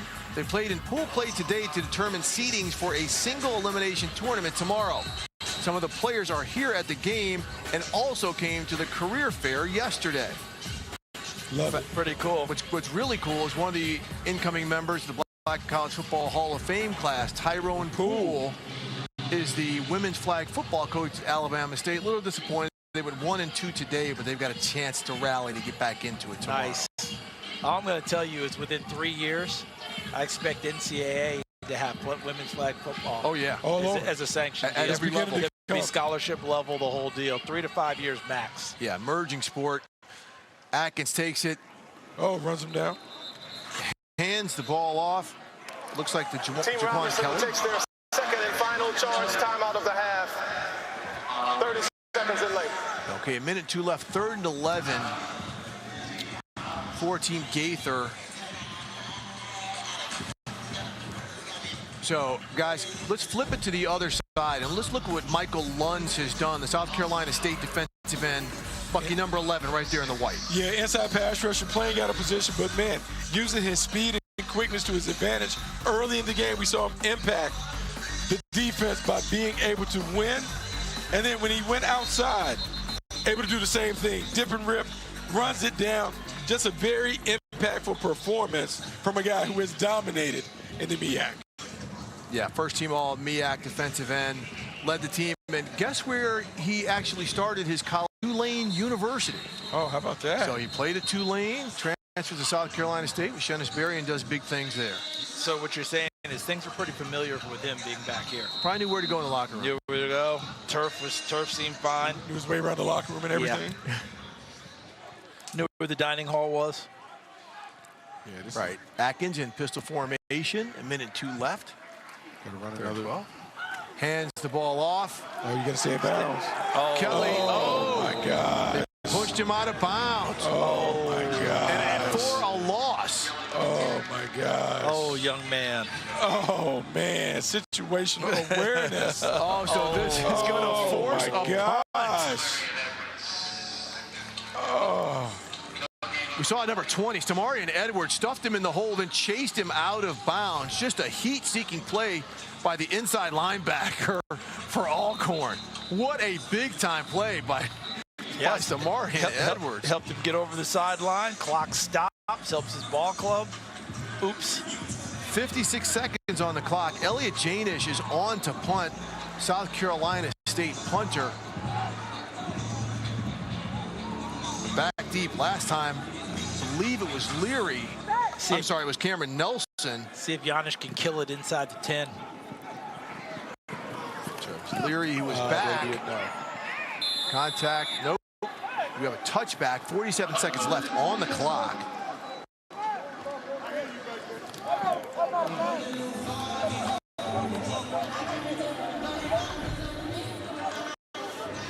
Okay, we're going to see there's contact here. No, but he didn't fair catch it. Yep, didn't give the fair catch signal, and the ball went into the end zone.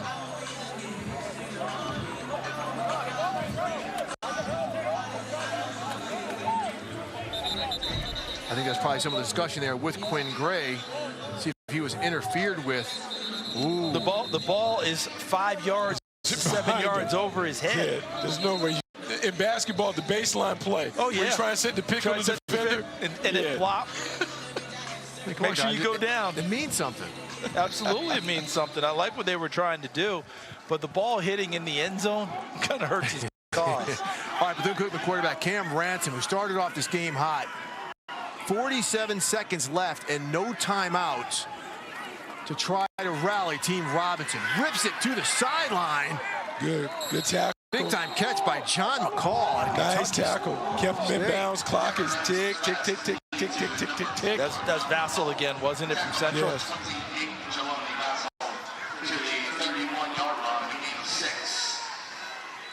Ransom on the drop, lets it rip, he floats it, almost caught by Mekhi Lovett out of bounds. That's in the field of play, though. Jadarius Perkins is all over that. Absolutely. All over. Look at Perkins' positioning. Oh, yeah. The clock stops, 22 seconds remaining. So even as an evaluator, you're looking at how guys handle these situations. Defensive backs, can we keep the ball in front? Do we understand the importance of tackling keep the and clock getting them moving down? Yeah, pass rushers. When we need to close out a game, can you finish the game? All those things. And then quarterbacks on offense, understanding clock, time management, all those things. Bucky, this is a time of the game when, as a pass rusher, pressure is nice, but we want to see you finish, right? We want to see you close it out. You see Lund's coming from a 2-point on the inside. And there we go. Time hit by number 56, Quincy Robinson out of Delaware State. On the field is a fumble recovered by the defense. First down, Team Gaither. This is the end of the game. Oh, we ended the game. Quincy Robinson with an exclamation point. Talk about a victory formation. Bucky, you were just talking about putting pressure on and finishing to close things out. It's the most important part that you talk about when you're building an NFL defense. Do you have closers, guys on the defensive line that can get in? There we saw the pass rush. 1 sack, forced fumble, game over. And what a chip Denario Davenport put on number 4, Jamal James. If they had gotten a good play, that chip would have come into play. Yeah. But instead, it was the pass rusher finishing things off. That was a hell of a game. And Coach Dennis Berry wins another. Just another one. I mean, the college football national championship. We got me here. But guys, what about the overall effort we saw today? It was stay around for the award ceremony. Quarters of terror on both sides of the ball. Yeah, great. No, this is one of the best ones. This is the best one that we've been a part of. The energy from the beginning, the execution on both sides of the ball. We saw a very competitive game. We saw players step their game up in terms of the way that they perform in the game versus practice. All of that outstanding effort and energy from the crowd. It was great all around. All right, we've got some conversations to be had, and so let's send it down to Sherry Burris at midfield. Steve, I'm here with our winning coaches. And Coach Flowers, I'm going to start with you here. Congratulations on the win. It seems so fitting that your defense was able to close this one out. What they were able to do, the interceptions, just speak to how good your defense played in this game. Hey, we're used to seeing good defense. Coach Berry prided themselves on great defense, South Carolina State. Johnson C. Smith, we're used to being around some good defense and being in the top 10 every year. And just you got some of the best guys in HBCU. It shouldn't be anything less than that. And Coach Berry, this week we talked about the opportunity for all of these guys, but looking at what your team was able to do, how do they take advantage of it tonight? Super proud of our guys. I mean, they came the whole week and they took advantage of every opportunity they got. The separation is in the preparation. I thought we prepared really, really well this week, and we found a way to go 1-0.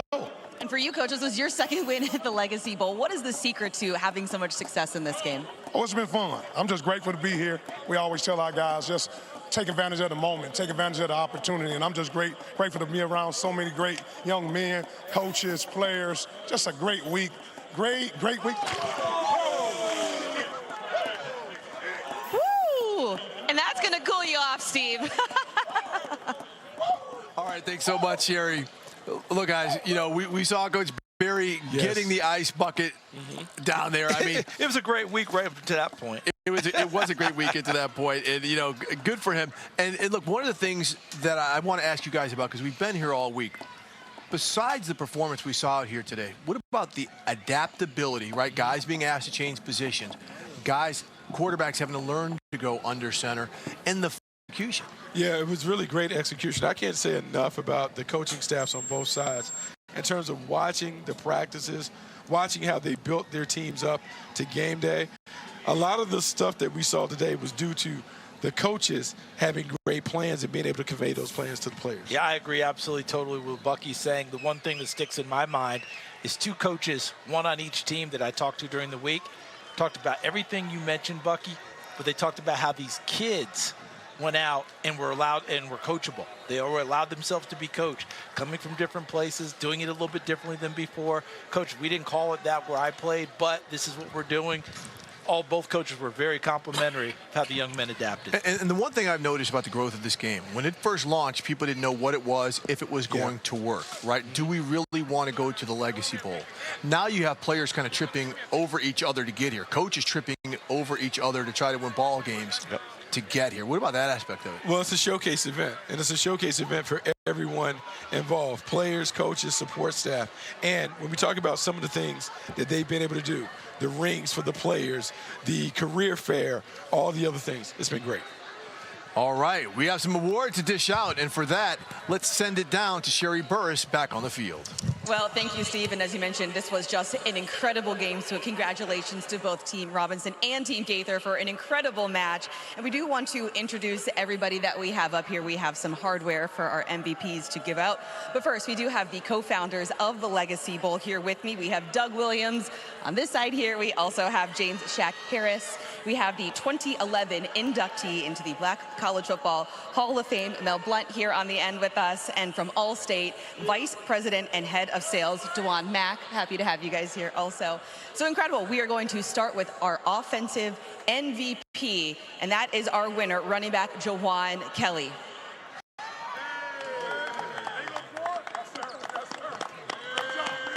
All right, Jawan, I got to ask you, man, you got the end zone 2 times. What was working so well for you, and what do you think the kind of show you put on for our fans here today?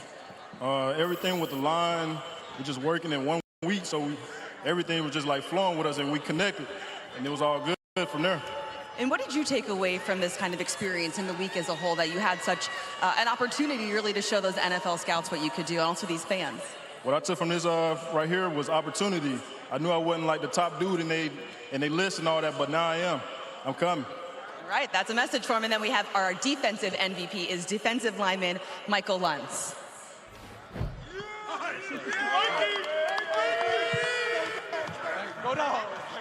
Well, it seemed fitting that the performance that this defense had, the interceptions, the fumble recoveries, just how was the defense able to close this one out, particularly sort of on your back? We're tenacious. You know, we don't give up. You know, we're going to fight for 60 minutes. And that's just it. We wasn't going to lose. We was going to fight the whole time, and that's what we did, and we came out with a win. And for you personally this week, we feel like you really showed your versatility out there. What are you hoping fans take away from your game? That I can play football. That's it. Fantastic. Well, congratulations to all of our MVPs. As we said, Team Gaither, congratulations on the win. And Steve, it was an incredible Legacy Bowl here. Yeah, absolutely, Sherry.